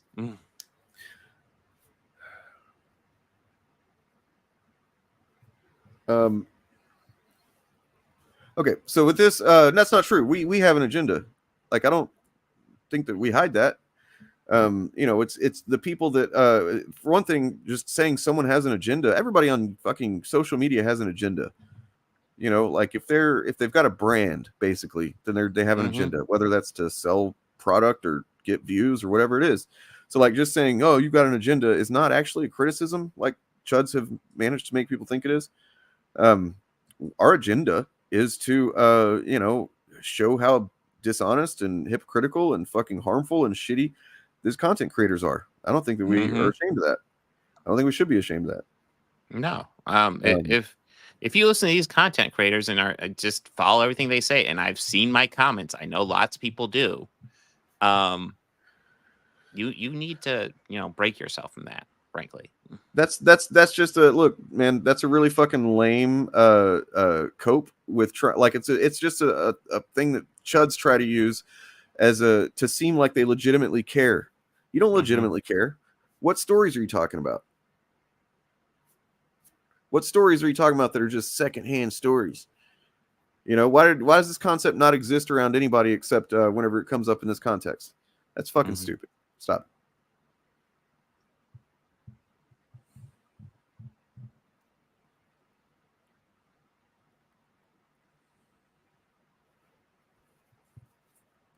Look, I mean, I guess if I'm going to be as charitable as possible to YouTube and say that, okay, maybe it's not that they literally know that they're making money off of hate as much as they know that it would be opening a can of fucking free speech worms to start demonetizing these channels. Do you know what I mean? Like, and it's not saying that that's a good excuse. It's not. I'm just saying that they might not be ready to or want to deal with that kind of shit. I mean, I'll be honest. I'm not completely clear on how we handle social media. I just know that there's a serious fucking issue with it, and step one is just simply calling it out and reporting it as it comes up. Morgan, hell yeah. Right. If the character already exists, you're not like creating a real black person and giving them a story that somebody else already had or something like that. That's just such a fucking nonsense argument. Thank you, Dane with the misspelled name. Gotta get that Y out of there. Come on. No, I'm just kidding. Yeah, it's manufactured outrage shit, just like the absolutely. Just like the second-hand stories. What? Stories are not like fucking underwear, okay? Well, stories are not like fucking old socks. You should be proud to pass a story. A story is a good thing to pass along and to tell in another form and stuff like that. It's weird to kind of look at stories as if it's some secondhand. Oh, just this story again. Like, I mean, cool. I mean, that's how Homer existed throughout Greece. It was stories passed down to people generationally, until it gets written down in somewhat substantial form. But yeah, that's just how stories existed forever, just passing them down generation to generation. It was a grease ball. I just had a shower right before the stream. I'm not greasy at all.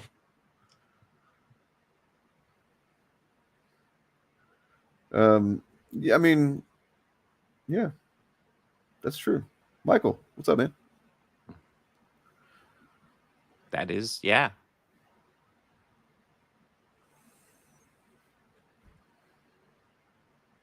That is true too, Sean. I'm really fucking just fascinated by these attempts that they're doing today. It's like, is punching down to chase after the chuds? I don't even know what you mean by that.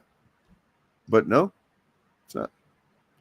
I mean, when they have hundreds of thousands to some of them over 1 million subs, no, that is not punching down. I mean, I guess there could be an argument that it's technically kind of ableism. I was thinking maybe punching down intellectually. Yeah, there is an intellectual gap there. I mean, and if there is a dignity gap as well. So I mean, maybe then in that case, integrity. If you want to consider someone who has no integrity or little integrity, or corrupted integrity as being someone who needs to be coddled or something. I don't know. Yep. Hey guys, please hit the like and subscribe button if you've not done so already, whichever channel you're on. There's only 3 today. Did you know that, Bob? I didn't put it on. I didn't put it on DJs and turfs and stuff just because they weren't going to be on and didn't want to. DJ's got shit going on in turf. I want everybody to just wish Turf well, because he just had his wisdom teeth pulled, and that is, if he's going through anything like I did, I was down for like a couple weeks. That's just crazy. In pain, sucking down yogurt, and I think for me it was worse than normal, but I just remember just kind of sucking down Vicodin and only feeling like a little bit better, just being miserable.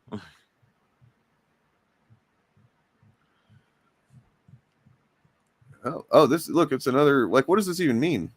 What is your point? No point.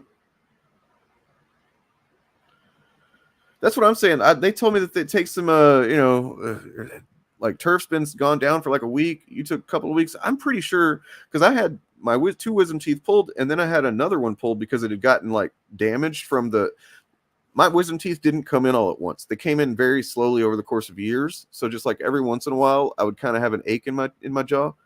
And then eventually, but what that did was it basically pushed the teeth in front of them forward. And on one side, it actually fucking cracked my tooth. They had to get that shit out of there. And I remember I had one of them pretty much dissolving in my mouth when I had to get them pulled. So I had those removed and the one that had cracked, and it's like I'm pretty sure that it was like a couple of days and I was just back to whatever, Yeah, you need to shut up about that. Yeah, I mean, look, I'm not a coward. I'm not a little vagina like you. Is that it, dude? You have no idea what pain is. You. Let's see. If it's a pre-existing character with clear defined definition and you change that, that is lazy. But then again, I don't like Elseworld stories at all. Well, that's Hey, that's the thing. That is. I don't like some Elseworld stories. I don't. Yeah, some of them are pretty bad. Man, you know what? Before all of this shit blew open today, we were just going to talk about comics. Yeah, we're literally just going to. It was like, hey, it's just me and Bob. Turf doesn't, he's starting to get into comics. We'll check in with him on that and see if he's gotten any yet. But like, he's starting to get into them. But otherwise, he doesn't know comic stuff. DJ wasn't going to be on today, so it's just me and Bob. Bob's been reading more comics. I got the nice foil cover today. Exceptional X-Men. Excited to check this out. Exceptional X-Men was actually really good. I've been hearing good things. I've also been hearing the Chuds don't like it, and I'm like, oh, I like that. Yeah, well, because I mean, because Kitty Pryde, got a date with a woman. And anybody that was reading during the Krakoan era should know that they had pushed that that bisexuality forward a little bit, a couple times with her, but shocking. No, I think we're not going to do the massive verse first. What we're going to do is some Valiant stuff, I think. Check in on Friday. On Friday night, we will talk about that. Yeah. I don't know if Bob of the Old Ways you're going to be available on Friday night, but if so, we will start talking about our media club then.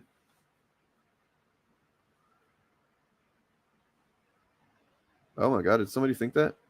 Wait. Damn, they're moving fast. I'm trying to. Okay. I think God. we both saw the same one. It's like, what?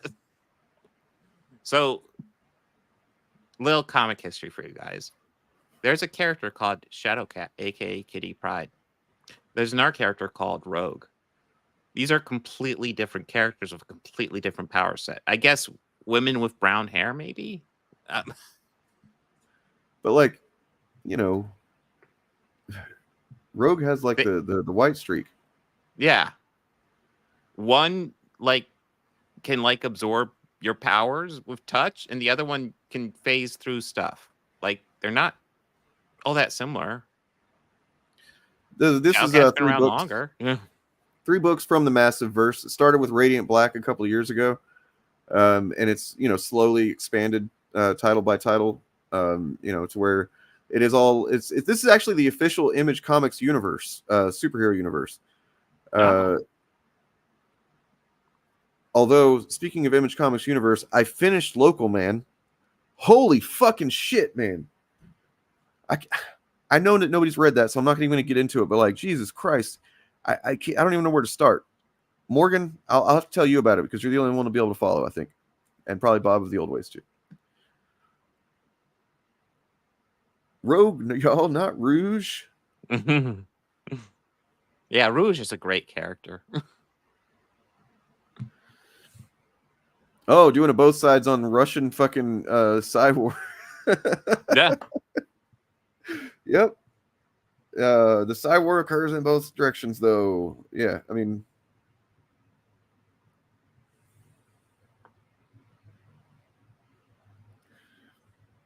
True. He's going to give us a little. I'm against it in both ways. Well, what does this mean? What do you think is the genesis of the movement of the majority of the world population into organizations outside of the U.S. What the fuck does that mean? Is it accurate to characterize this as rejection of U.S.? I don't even know what you're talking about. We're gonna have to chalk this up to like that guy that wanted our abortion takes, I think. Hello, you've reached the abortion segment of the Shillcast stream. No, that's actually great news, man. That's great news because that means we'll be able to catch up. Are you doing disinformation in our chat, man? You really seem like you're determined to do that. I mean, I'm gonna let you keep going though. I'm interested. I'm curious. It's kind of funny. It's kind of funny to just see a literal indictment that spells out what is the product of clearly an investigation using government resources to find that there's a literal fucking foreign operation that was operating in the U.S. through popular media on the right wing, which presumably is what side you're on, right? Oh, I have no horse in the fight. Right. Oh, okay. Yeah, totally. Okay. That's definitely what somebody that says, oh, it's both sides. They never have a horse in the fight. True. And I don't know if you meant to mix metaphors like that, but I'm going to start using that. I'm going to start saying, I got no horse in this fight. Yeah. I want to see if I can horse fight, man. I've read Deadly Class. I've read it. If he's in my channel, then he has been subscribed for at least 20 minutes. Damn. But you put work in. You put work. What's funny is I did not put any restrictions on mine. I forgot. Oh shit. So, whoopsie. Horse fighter is going to be fighting Horseman. Yeah. Oh damn! I can't wait. I mean, who can afford a fucking horse in this economy?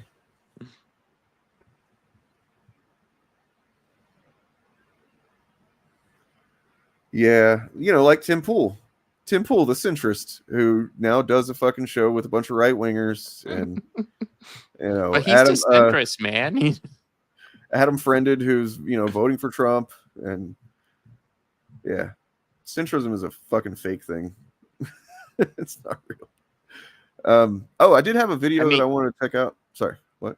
No, I was just gonna say, like, when you have one side that says, everybody should have equal rights, and another side that says essentially, fuck all women and minorities. And you're in the middle of that, going, oh, I don't know, both sides have good points. Yeah, I think I know out this trailer that I got. I think I know. I got a trailer here it's for Avengers Doomsday. Let's check it out. Damn, already? Holy crap. So you're telling me that this is not your universe?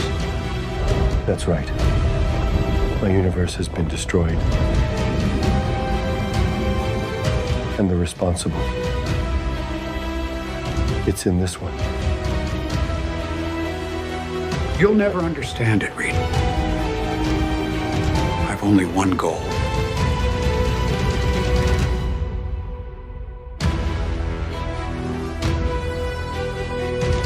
What is that? I'm your chance to have peace in our time. Since my work. I wish I'd noticed it when I first reacted to this, because in the video that went up on my channel earlier, I hadn't spotted it until I was editing this earlier. And there's a part where fucking Tom, what's his name, Spider-Man kid, where he says he's supposed to say you don't know what you're doing or something. He's like, I don't know, it's something really fucking weird, but AI generated type of thing. And it's funny. The world was destroyed. I'm willing to do whatever it takes to prevent any. So that, I said it in my video, I think that looks like it's from the thing in Tropic Thunder where it's the trailer of him and Tobey Maguire as the gay monk. Yeah, with the monk thing. Yeah, that looks exactly the way he was looking at that. I mean, it kind of is. There's if you watch that video on my channel from earlier, there's varying degrees of good. Like, you might not be able to see it as well because I don't know what you're watching it on, but like there's some pretty clear signs that the other world from going through the same thing. I mean, for one thing, a lot of the shots that aren't AI are literally just from other things that you're it's obvious if you know what you're looking at. So many establishing shots in this. Yeah, just like establishment shot the movie. Yeah. You have not idea what you're doing. You have not idea what you're doing. He said. Idea what you're doing. That's how humans speak. You have not idea what you're doing. Not idea what you're doing. I think I got a new drop. I'm gonna have to clip out of there. Once I finish my work, there will only be one thing that will save the multiverse from destruction. The rule of doom. So, and that's true, Royal Fino. It is next level. And the reason they put so much into this is because they make fucking hell of money. These guys are making so much fucking money. If you look at their views, they're getting millions of views on these fake trailers. And then you look at the comment sections, and there's like a non-zero number of people that think it's a real trailer. I'm a little disappointed in humanity if you watch this and think it's real trailer. That being said, there's lots of people who follow these chuds kind of mindlessly, so maybe. Right. Anyway, that's not what I wanted to show, actually. Doom's voice is not very good. Yeah, that's true. It's hopefully spotty. Robert Downey That's Jr. will do a true. little better than that. Yeah. I guess actual Robert Downey Jr. might do a better voice than fake Robert Downey Jr. What? What do you mean you can't put a coffee link on yours? On your what? On YouTube? What are you talking about? Oh, you're talking about sued by the studios or whatever, right? Yeah.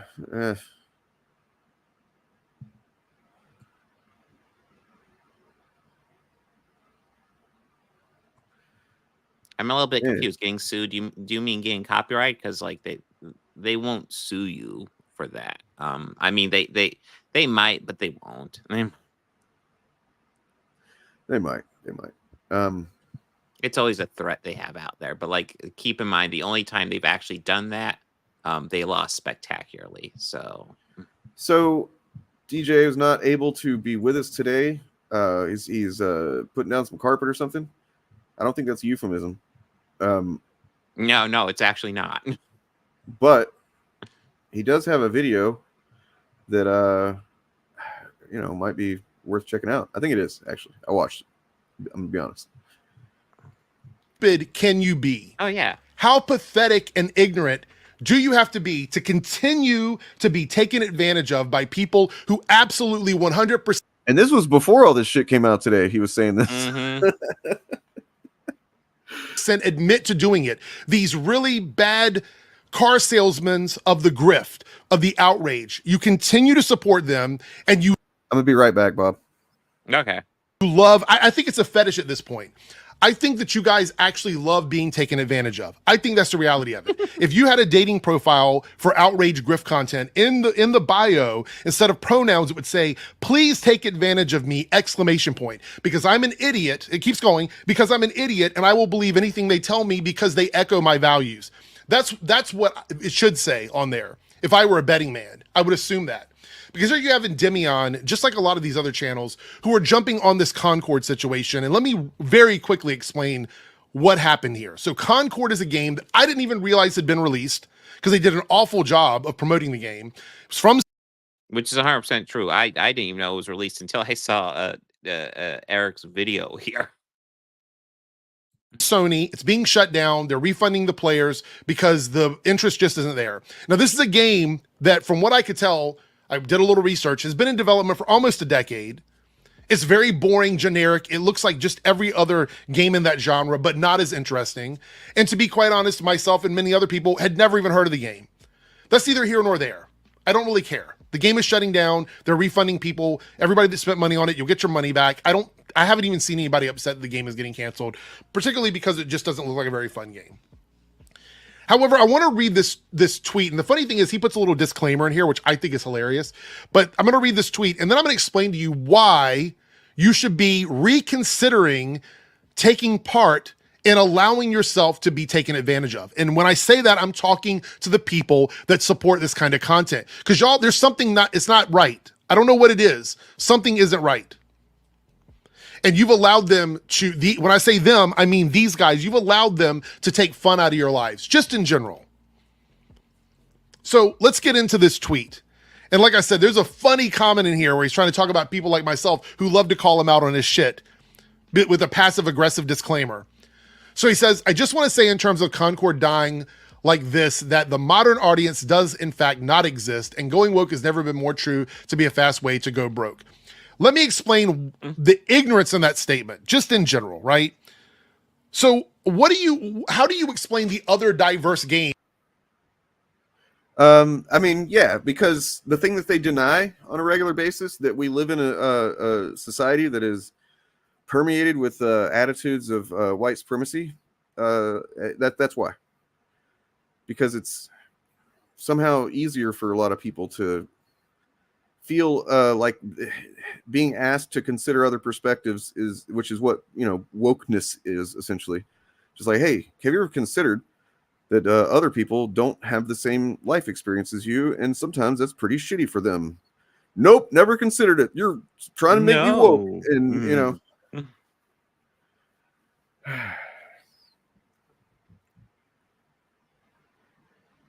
But yeah, what? Endymion hasn't deleted his fucking channel yet, apparently. What? I could have sworn I told him to do that like months ago. Yeah. What the hell, man? Fucking slacker. I thought he was going to do it. Yeah. I figured he'd do the right thing. He'd be like, oh, shit, he's right. I mean, we do live in a society. That's true. Not wrong. You think they're going to say that in the Joker 2 movie? They're going to say we live in a society? Oh, they better. I bet there's a song, because it's a musical. I bet there's a song about it. Yes, we live in a society. That'd be amazing. Oh yeah, I meant to show this. Speaking of the Avengers Doomsday thing.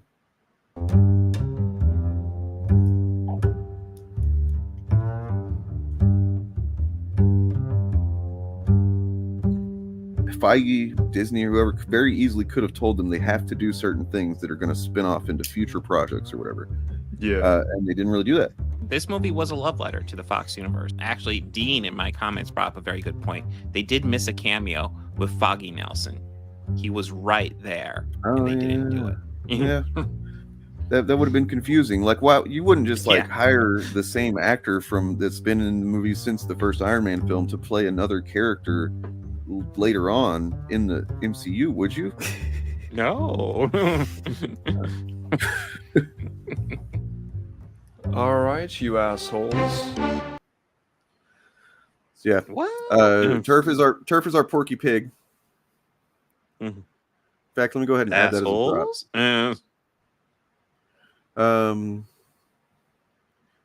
Oh, is Jarbo still around? Okay. Where does you want the link on the old Twitters, I suppose? He didn't tell me. I assume you have a way. Oh. All right. Well, that was a little bit ago. So let's see. What's that? It was a little bit ago, but oh, my bad. He might still be around.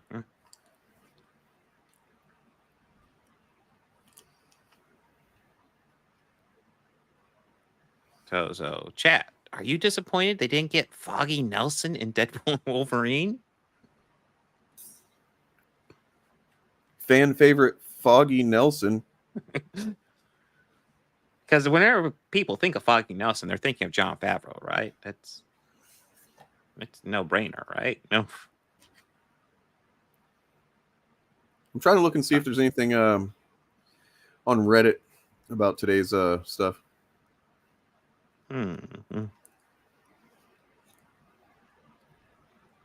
Oh, look who was on their podcast just today on Lauren Chen, who is a known tool for Russia. You got The Quartering. Oh, nice. Is on today. What a bad day to be a guest on there. I mean, what a bad day to be The Quartering. Any day is that. It's a bad day to be him. Probably the most popular thing he ever created was him peeing in the basement or him shitting at Walmart.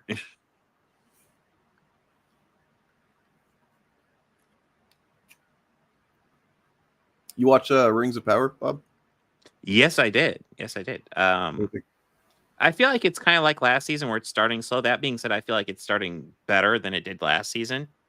I'm interested to see where it goes because last season, like I thought the beginning wasn't great, but like by the time it ended, I was like fully hooked. And then this one's starting a bit stronger than it was last season, so I'm really kind of excited to see where it goes because they're definitely planting some interesting seeds. yeah, I'm kind of excited to see where it goes at this point. That's fucking dope. Oh, I did hear something about that. Yeah, that seems familiar.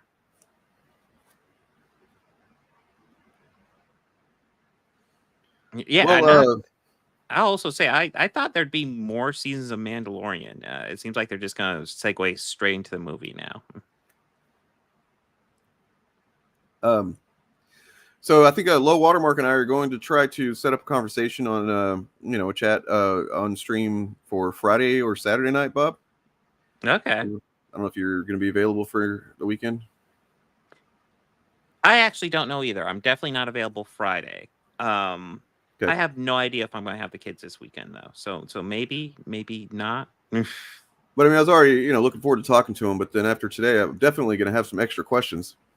It's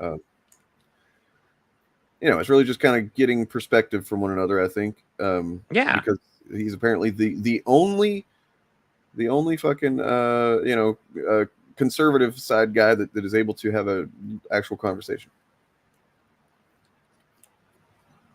Yeah, no, he seems like a good guy to me. So yeah, I think he'll be a good conversation.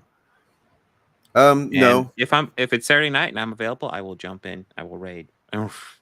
I would say if you're not into Lord of the Rings, you're not huge into Lord of the Rings, I would probably, no. I'd say if you I don't want know if you need to be huge into Lord of the Rings, but like you have to like it. Like if you're not a fan of those movies, I won't dive in.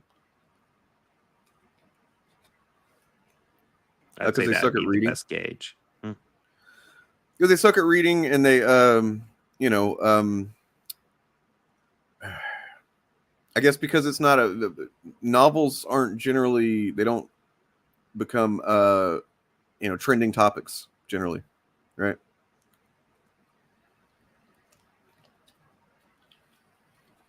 I mean, yeah, I was about ready to say, well, I mean, Comicsgate goes over comics, but yeah, that's about it. Something you can read in like 15 minutes. Yeah. I mean, I know, and man. Holy smokes. Like a couple weeks ago, I went over some Comicsgate videos, and Jesus Christ, even Ethan Van Sciver, those videos are fucking awful. I mean, just putting aside the content, just the basic production quality, Jesus Christ. I think once we're done here with the show, I will play on the way out the door a clip from where we actually watched a video from the other day, last week or whatever, with Low Watermark was in the video. That conversation about, Chuds, on BTM Reviews channel. Wait, do we talk about Chuds? Sometimes we do. Sometimes. Okay. Yeah, that's news to me. Okay. I thought we just talked about Russian agents. Oh. Oh, got him. Got him. Oh my god. Ugh. Okay, so let's talk about this actually, because I know that's what the video that I was forcing you guys to watch is about. I had never even heard of Concord until yesterday. Yeah. Okay. I had to pause DJ's thing to be like, I hadn't heard of Concord until I freaking watched that video. And in fact, this brings me back to what.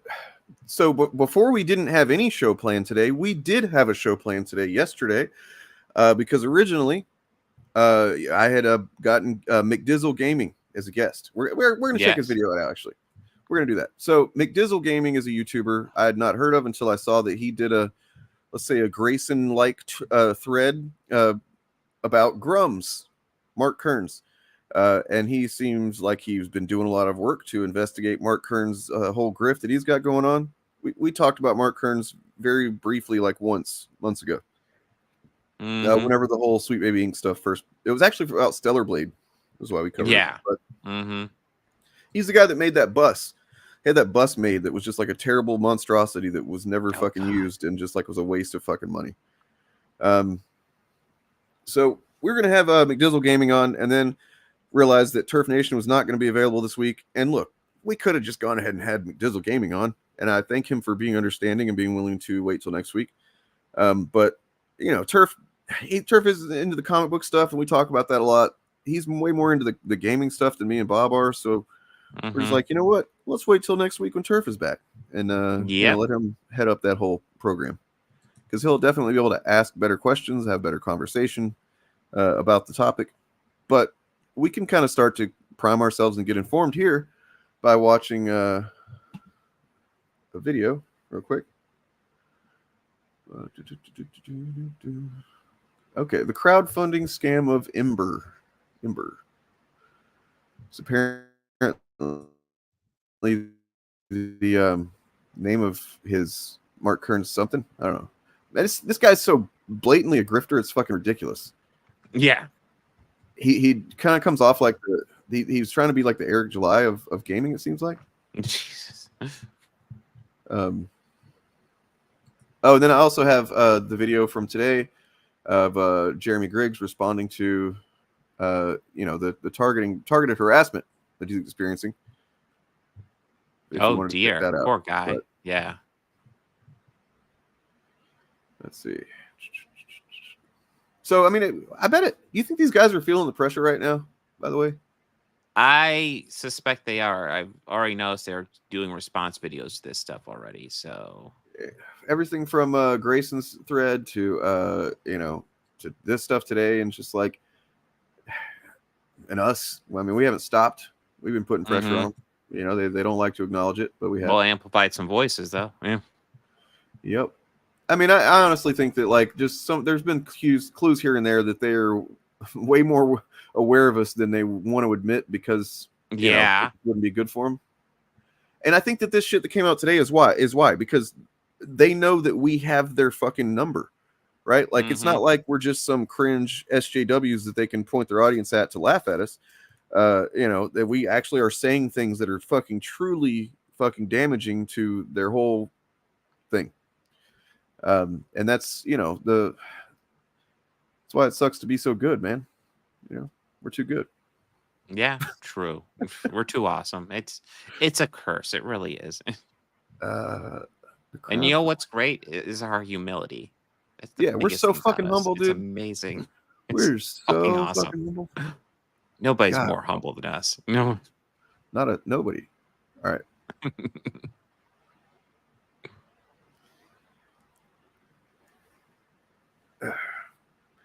Let's see. Are we sure that they care about being called out and stuff? I mean, they have to realize that there is a certain amount of pressure that will cause YouTube to, you know, I mean, I don't know what that is. I don't know if really if there actually is an amount, but they have to be aware that it is possible for their grift to end. Right? Mm-hmm. Yeah, absolutely.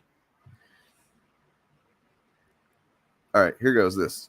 Shaping up to be one of the biggest crowdfunding scams in gaming history. And the cool thing for us is that it's happening in real time, so we don't just need to talk about it past tense, although there is a huge substantiated history of this scam over the last 8 years. I made a video with a financial deep dive into Ember.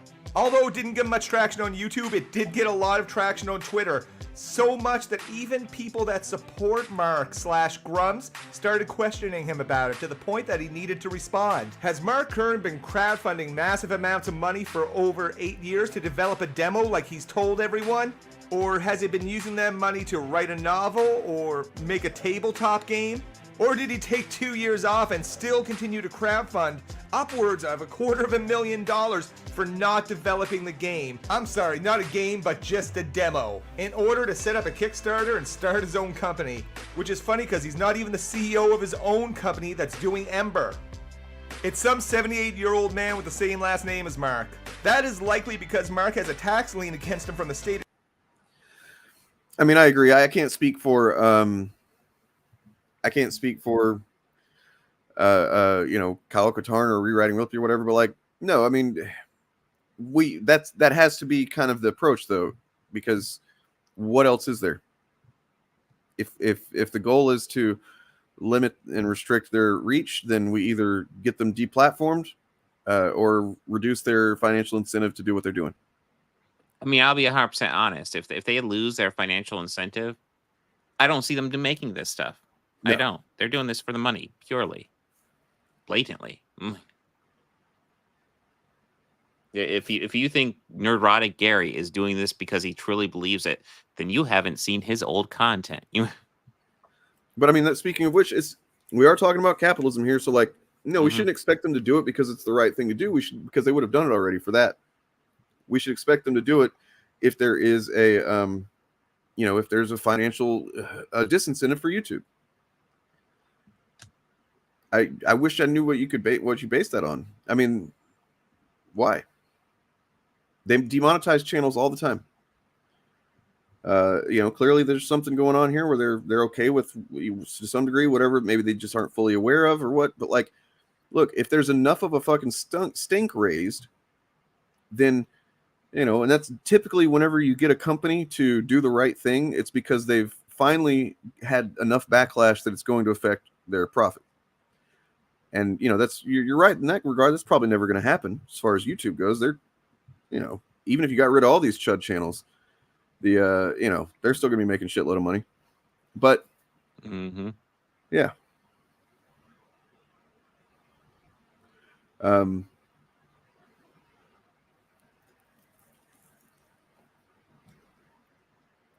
That's what I was thinking about. Depending on where this stuff goes. True.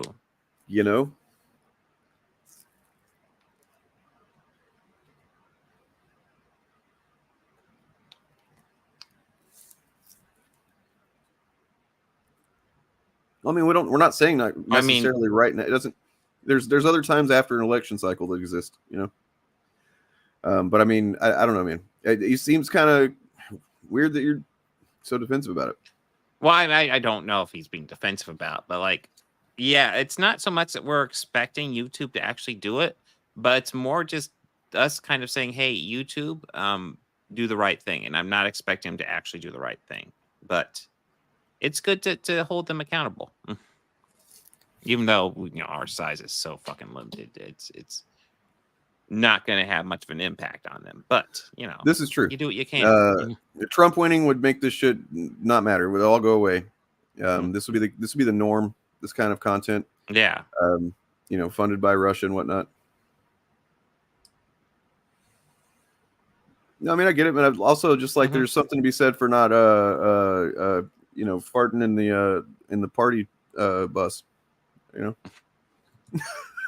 I love you. Do not like the how would it be? Is that Dutch oven? What is it?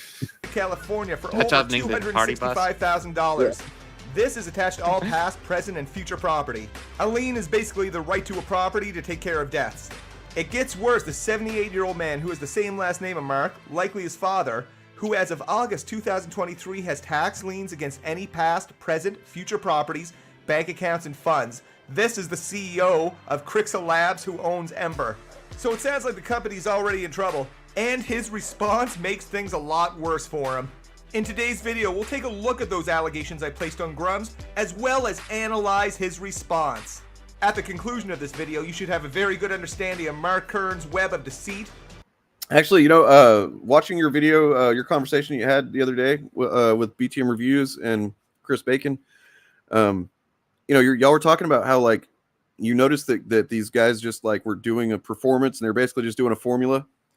Gary and all these guys, and like hearing this information that came out today, this indictment, that kind of adds context to that, right?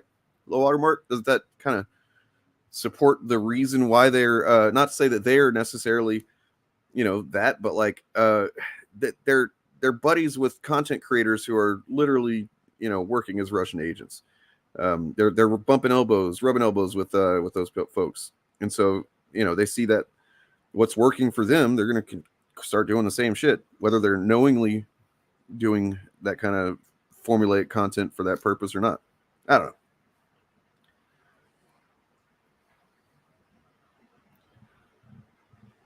know. Yeah. They demonetized Crowder. That's true. Yeah, they demonetized Crowder. They demonetized Geeks and Gamers for like half a day one time. I don't know what the fuck the circumstances were there, but like, it's not impossible. lies, and greed. Now, people have mentioned that I might be biased because I don't like Mark Kern.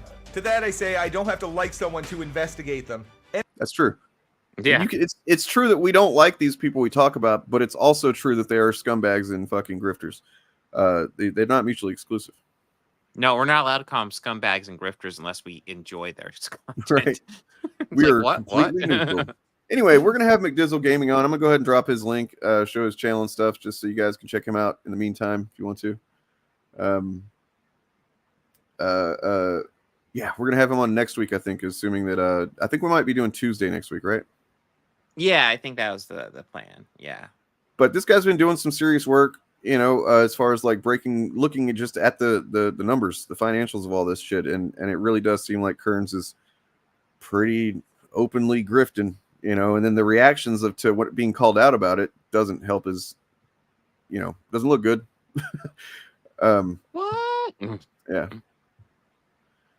What else we got? Do we want to do anything else before we get out of here?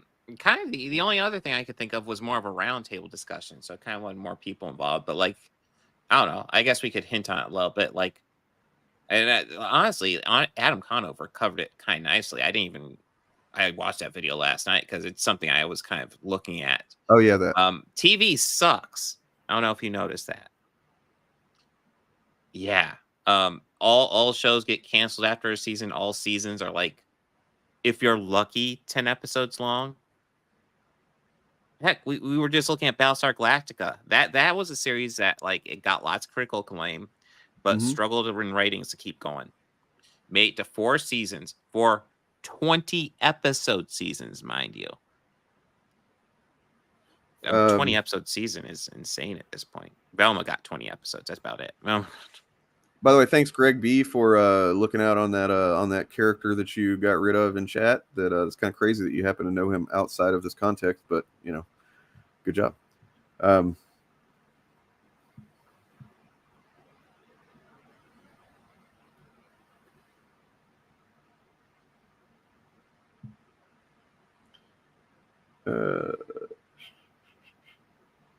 I mean, the big thing about TV right now is it's not just like broadcast I'm talking about. It's streamers because they're all affecting each other right now. They're all trying to cast a net to just be for everybody. And that's something Adam Conover brought up that I didn't even know about. Like, I remember when I was growing up and the cable TV stations I used to watch were Comedy Central and Sci-Fi. Pretty much I'd focus around those two because that's what I like. I like to laugh, and I like sci-fi. You don't really get that anymore. Like, you just get mostly just these streaming services that just cover fucking everything. So here is that Adam Conover video. You guys should check that out. It's actually really informative, of course, because the video is typically packed with lots of context. Yeah. Like, it talks about, it doesn't talk about this stuff directly, but like how the Acolyte was canceled. It's the same thing.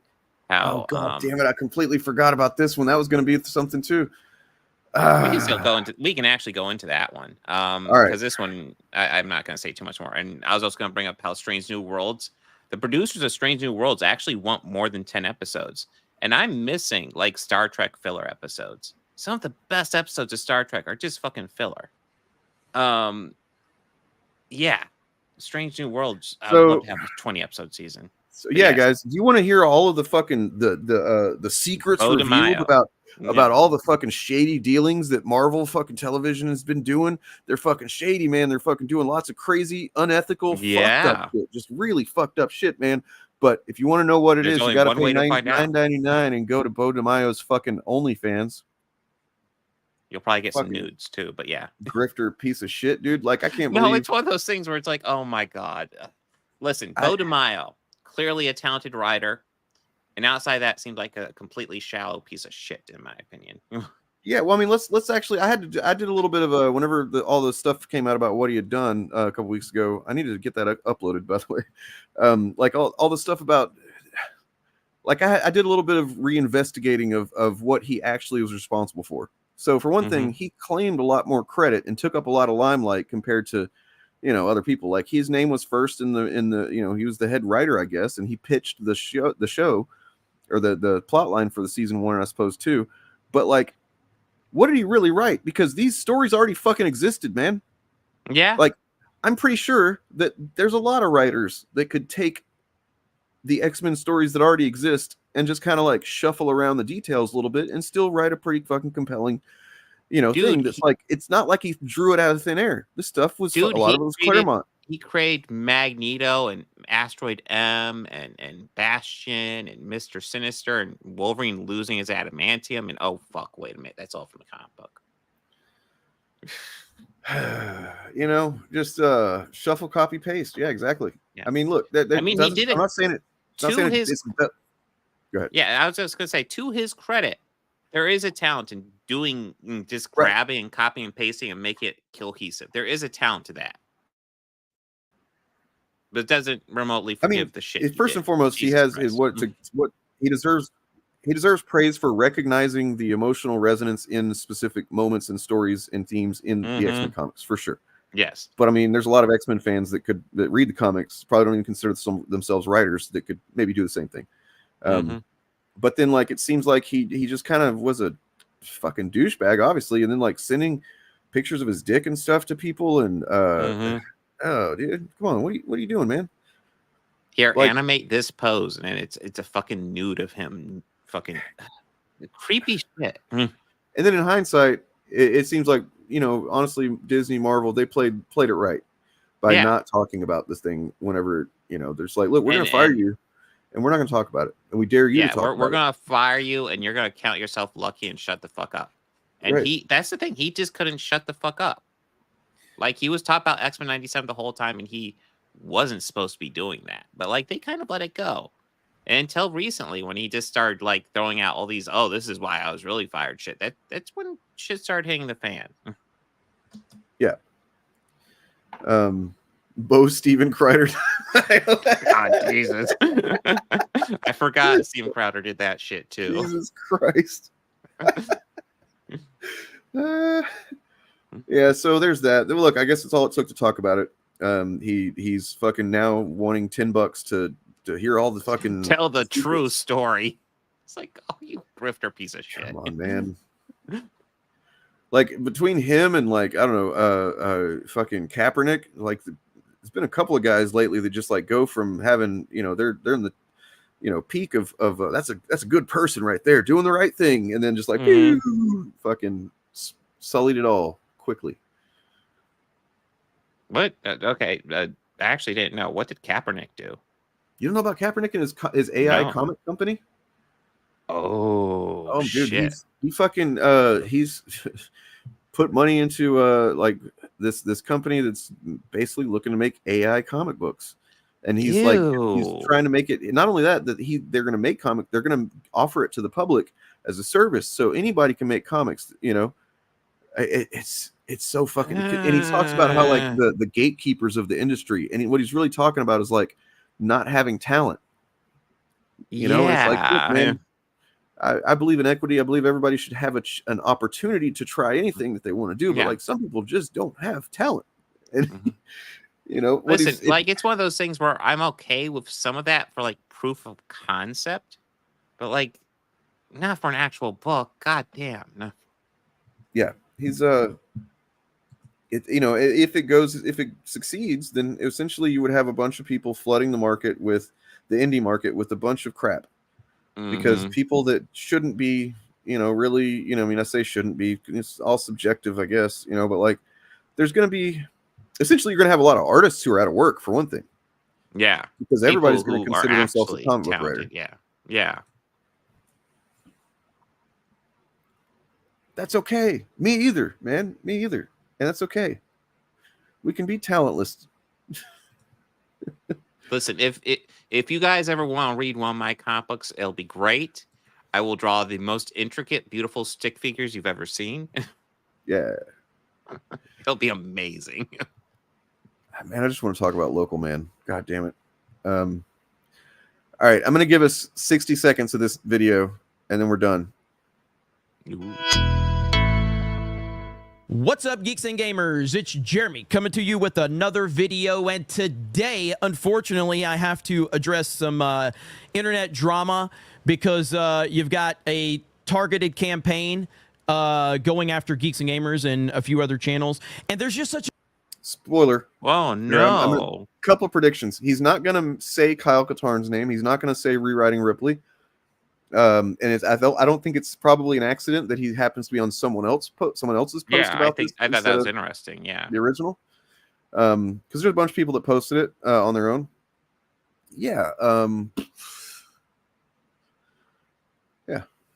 Yeah, there's an obvious lie in this targeted campaign that I can easily disprove with facts, and that's all I'm going to do. I'm just going to show facts and reality to disprove the obvious lie that they start this thing out with. That was their big trump card, to start out with an obvious lie about Geeks and Gamers in order to tag team YouTube to try and get our channel in trouble.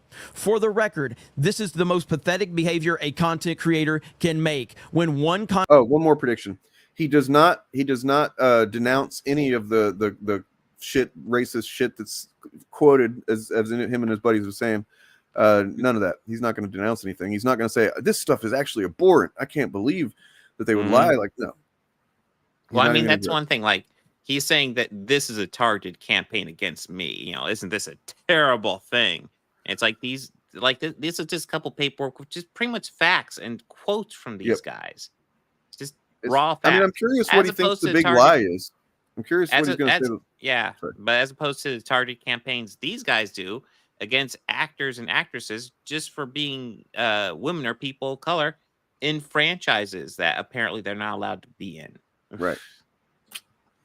Content creator tags Team YouTube and tries to get another content creator in trouble because they disagree with them. It is truly the so he's already just we're almost at a minute. Yeah, are we gonna get to the lie, Jeremy? He's completely downplayed the point of this thing because he disagrees with their opinions. That's not like that's the thing, guys. This might be what the tricky thing is with communicate. I mean, it really is. As what we do, the biggest challenge, I think you probably agree, Bob, is attempting to show that what they're presenting is just their opinions, even as nakedly racist as it might be to us and some people, it isn't to other people, I guess. And also showing the pattern of that as being, an overarching agenda of it's all couched as their opinions. We're just telling our opinions, guys. It's just our opinions, just different opinions. Why are you criticizing them for their opinions?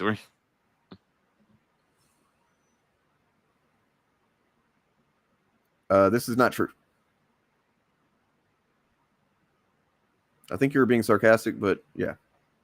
Bottom of the barrel, and that is what Star Wars Explained is doing right now.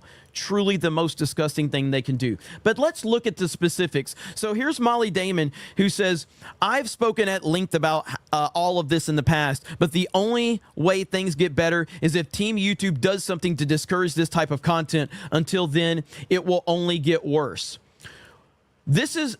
So he could actually disprove that with some facts right now. He could open up his Social Blade or some other equivalent thing, or some of the other guys, and be like, no, it can't get worse. I mean, it can get worse for us because our channels are not doing so well compared to what we used to do. But so it can actually get better in that regard for you, but worse for us. I don't know. This is it right here. Okay, this is it. And the facts, they present this as the facts. In 2018, Geeks and Gamers encouraged harassment of Vietnamese American actor Kelly Marie Tran, leading up to Tran's departure from Instagram due to prolonged harassment. Geeks and Gamers published nearly 15 videos relevant to Tran's Star Wars Episode 8, The Last Jedi character Rose Tico. The channel claimed that Tran's character is one of the most hideous characters of all time, the most unlikable character, and exists for forced diversity. Many of the comments found in Geeks and Gamers videos can be seen as hateful comments under Tran's now deleted Instagram post. Okay, so I said nothing about Kelly Marie Tran in any of that, but I do have a video up when the report came out about Kelly Marie Tran, and it says Star Wars actress Kelly Marie Tran deletes Instagram post following apparent online harassment. This is on the Geeks and Gamers channel from 6 years ago. This was my immediate reaction. You can go watch this video. It's an hour long. It's a live stream where as soon as the story broke, I got up and pointed my camera at my computer and I talked to my audience live. You can go watch the whole video for yourself. This is the targeted harassment that they are claiming Geeks and Gamers put against Kelly Marie Tran. But yeah, many times I've said Kelly Marie Tran is actually a sweetheart. I think she's every interview I've ever seen with her, she comes off as a genuinely sweet person. And I think she's incredibly likable. Incredibly likable. You know, and it sucks that her character was so terribly written and terribly, you know, fleshed out, because the character Rose did not take advantage of all of the charm that Kelly Marie Tran has as a human being, and that sucks, but that's not her fault. I've said this consistently about Kelly Marie Tran, that she seems like an incredibly sweet person, and well, that's interesting. Let's see what he said in this article that he wrote. I assume this is him, Megazord Jeremy, on the Geeks Gamers website. I feel bad for Jake Lloyd more than Kelly Marie Tran. Does anybody confirm? Is this him?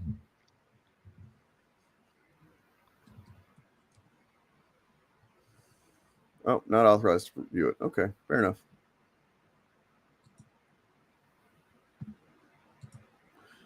Well, this is on his website.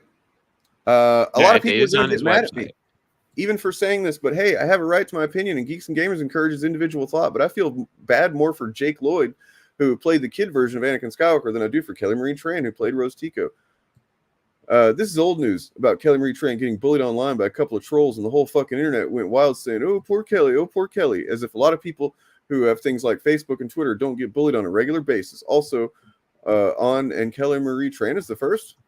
What happened to Kelly Marie Tran, whether you agree with me or not, in my opinion, is a bit sized compared to the crap that happened to Jake Lloyd. Jake Lloyd, for one thing, had people bullying him up to his face in public, doing things like making lightsaber noises. Oh, God. He also had actual people come up to him and say he was what ruined Star Wars. And, you know, and he just goes on to just fucking say a bunch of really dumb shit. This is where it's at right here. Wait. Meanwhile, Kelly Marie Tran was likely over 18 when she began taking roles in movies and shows, having her own choice along with her own outcomes to her own choices. Kelly Marie Tran is an adult woman and fully formed frontal lobe used for reasoning when she got her role of Rose Tico, and should have been mature and smart enough to foresee her ending up in a situation of being a public figure where people would say shit about her online and be able to weigh in, risks, gain, you know.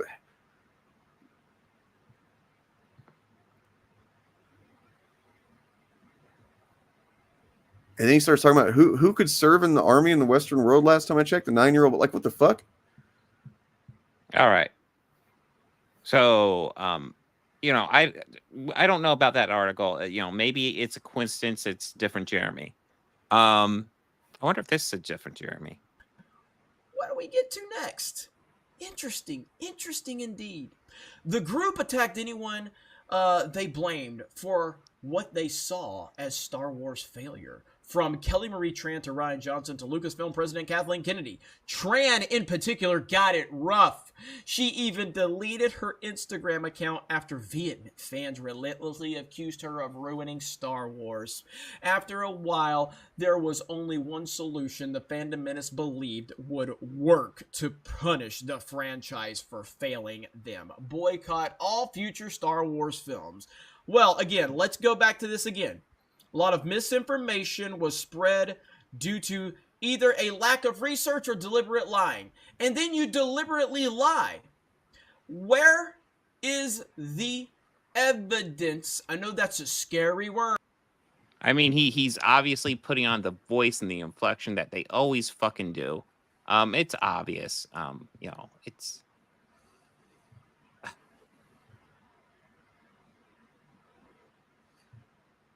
So, yeah. I've got another post right here that's like from Saltier Than Crate. People denying that she was bullied off of Twitter, harassed off of Twitter, and then people saying, no, here's proof, and then that person getting dogpiled by their fans. Mm-hmm. Yeah, it's pretty clear that This actually did happen, you know. No, it seems to be kind of his angle on Kelly Marie Tran, that nobody was bullying her, even though, yeah, they absolutely were. Never mind the fact that at that time, Geeks and Gamers was actually a lot more friendly at all, and worked, did content more often with a channel called Comic Artist Pro Secrets, which is run by a man named Ethan Van Sciver, who famously, like, it's almost maybe more famous than being an artist at this point. He did a whole live stream where he just like quietly and creepily cut off the heads of Rose Tico toys for like hours or some shit. But yeah, that doesn't encourage anything, right? That doesn't create an attitude amongst your fans that yeah. No, it's not weird at all. I don't know what you're talking about. So in 2019, Geeks Gamers said SJW Media keeps lying about Kelly Marie Tran. SJWs use Kelly Marie Tran's story to be fake outraged. Just nonstop. He's been fucking saying the same kind of shit for a while. Crazy.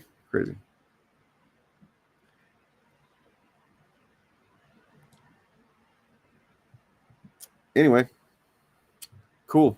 Jeremy Griggs, you're a fucking lying piece of shit, man. You know that. Yeah. But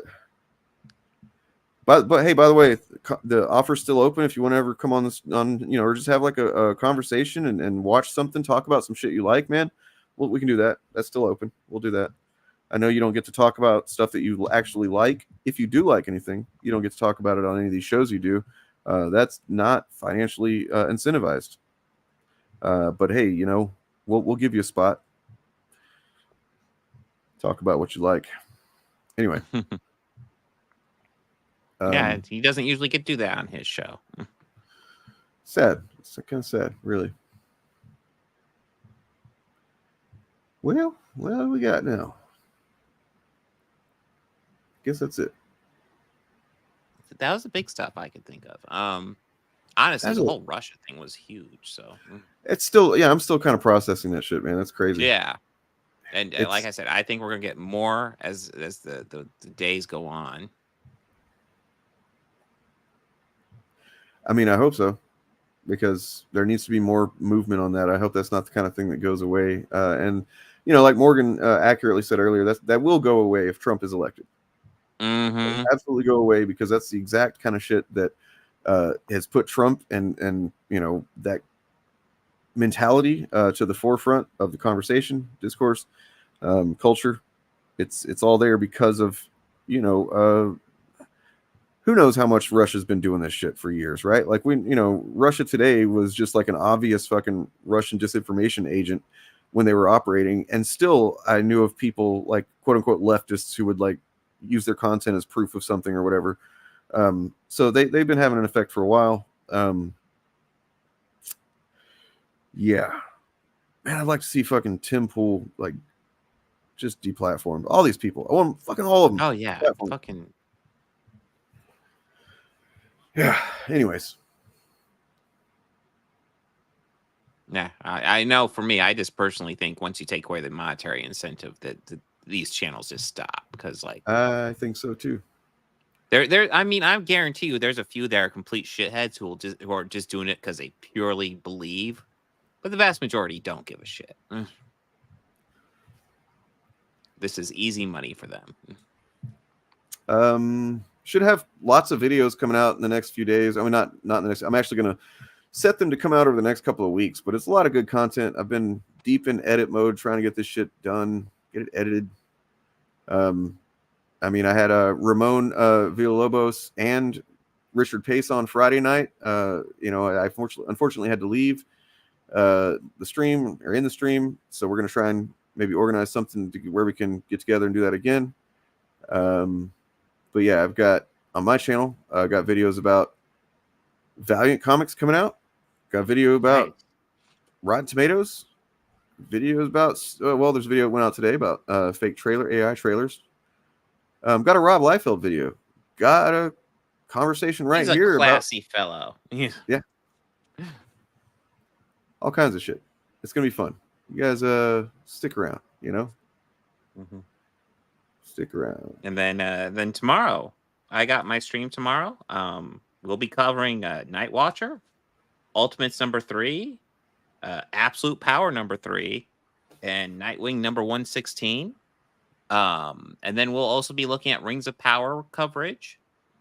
And maybe we'll see if there's anything new with this Russia stuff. We'll see. I think stuff we'll see what happens. But yeah, today was wild. So yeah, it's a very moving situation at this moment. Yeah. I'm trying to find this thing real quick.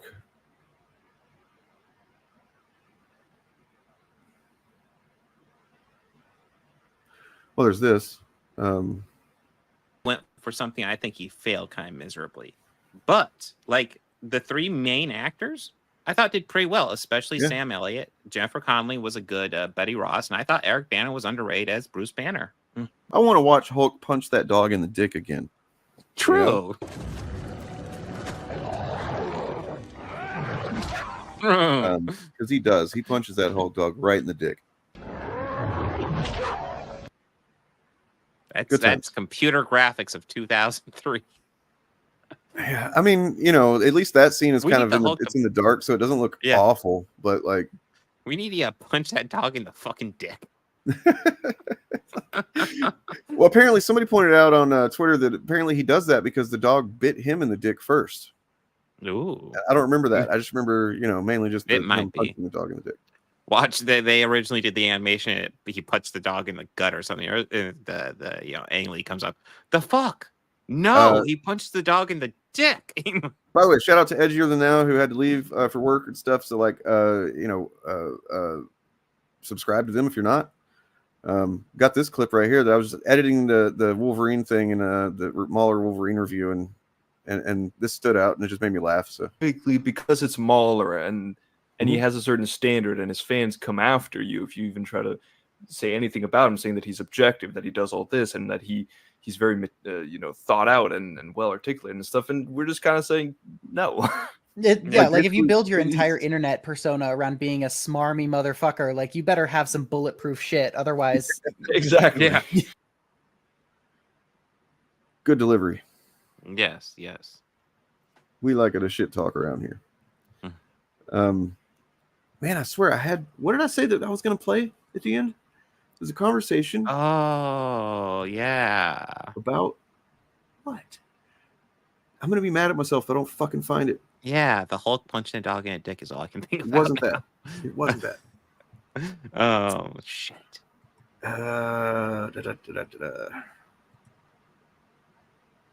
Oh, I need to get that just a racist video. Oh god. It's just I've just got a lot of shit going on. In case anybody's wondering, yes, just a robot did a reply. We did a response, and it was hilarious. We couldn't get very far into it, but oh my god. Yeah, it's the whole thing. It's hilarious. It'll be fun to check out. Well, I don't remember what it was that I was looking for to I have cannot up think here. of it at all either, and I'm sure. But I mean, I have a Ronda Rousey video coming too. Got a Alyssa Mercante thing happening. But here's this. This is, you know, this. I'll say this. This is unlike any content you've ever seen from anybody here. And on that note, hope you all have a lovely day. And check out Bob's stream tomorrow. Check out my streams on Friday. And yeah, should be talking with low watermark maybe on Saturday, especially if Bob is available. That'd be cool. Yeah, it would be. Wayne So here. be available, Bob. Be available. Yeah, God damn it. I don't know. All right, you assholes. All right, here's this. I gotta make a comment. It's superficial, but EVS's Trump hat. I don't like that. Not because I'm against Trump. Obviously, I am. But I don't like that he's not wearing the MAGA hat. I don't like that it's not like an official. You know, last time I was on here, It might be official, to be honest. What's that? It might be still be an official merch from Trump. No, but it's not like it's like so like you know if you have like a Oakland A's hat or whatever, there's some that just say A's on it, like a normal Oakland A's hat. There's one that say Oakland A's, and that's just kind of bootleg to me. It's still official. Yeah. It's still licensed by the MLB or whatever. But I like the original shit. You know what I mean? I like the iconic shit. Speaking of, let's get into it, man, because I got a real problem with the way they're doing these MAGA hats now. I don't know if you noticed. There's too many variants. There's too like much like a comics game comic. There's too many variants. Stock basic one, the one that I'm sure most people would agree is the best one, right? Just like the Make America Great. It's just simple white text on the red hat. That's classic, right? Yeah, like look, I don't want to say it's a great hat or anything because you know, but that is the iconic great hat. We're divorcing it from context for just a moment. You know what I mean? Yes. But they've got the more recent ones of the same thing essentially, but they've made the font bigger. They've changed the font, I think, and made it bigger, and it just looks like shit. It looks bad. If Trump loses, I think that's going to be why. I listen. I might agree with you on that. Like, there's a lot of other reasons why he might lose, but I feel like the MAGA hat has lost a lot of its power because they saturated the market. You see you go to these Trump rallies or you see the Trump rallies, there's always merch guys outside and they're hawking their own bootleg Trump shit. You know what I mean? It's like when I would go to Slipknot concerts and like in the parking lot, people would have bootleg Slipknot shirts. Oh, yep. Like, I don't want that shit. I want a real Slipknot shirt, you know, with the real font, the real logo and shit on it. Right. But that Trump hat, even if it's original Trump hat, I don't like it. You know, just on principle. Like, I got a Bernie hat somewhere over here, but I'm only wearing the OG Bernie hat. You know what I mean? Yeah. Well, I mean, that's the thing to do. That's just how I am. That's just how I roll. I'm pulling open just so anybody that isn't aware of what we're talking about here, because I'm sure that people just are dying to know what we're talking about. This is an aesthetic surface level detail that it's bothering me the more I look at him because it's unrelated like, bro, to anything. It's just, but I mean, seriously, you already had. It's like in the first X-Men movie, they got Wolverine's claws. Great, they look great in that movie, right? And then you fast forward like a decade to X-Men or to X-Men Origins Wolverine, and then there's like several scenes where they look like fucking cartoons coming out of his hands, and it's like, what were y'all thinking, man? Why'd you change it up? You had it. You know what I'm saying? Let me put it this way: imagine if you had a Superman hat. It just had the Superman logo on it. Everyone knows what you're about. You have a hat that just says the word Superman on it. Now you're looking stupid because it's like, dumb. Okay, this is a very representational thing that you got here. Make America Great Again is how Trump branded himself as the guy who wants to make America great again. This just says Trump, no aura, no nothing. So okay, again, so like here we go. That's an L hat, this is a more bro. recent one, man. This is I don't even like that. I don't like the flex fit look to it. I like how it used to be boxy. It used to have its own you're talking shape. about like the trucker hat? Maybe it even has some of that mesh in there. That it didn't have mesh. It was just like it was just fat. It was just a wide hat. Okay. This one looks like a football coach hat. You know. Hold on, I'm about to fuck you up. Look at that. Oh my god, that's the signed one too. But that's the these are the new ones. And look at it. It just looks stupid. The kerning is all bad. The kerning is terrible. It says Mackie America. Mackie America. That shit looks fucking stupid. It says Mackie America Great Again. What?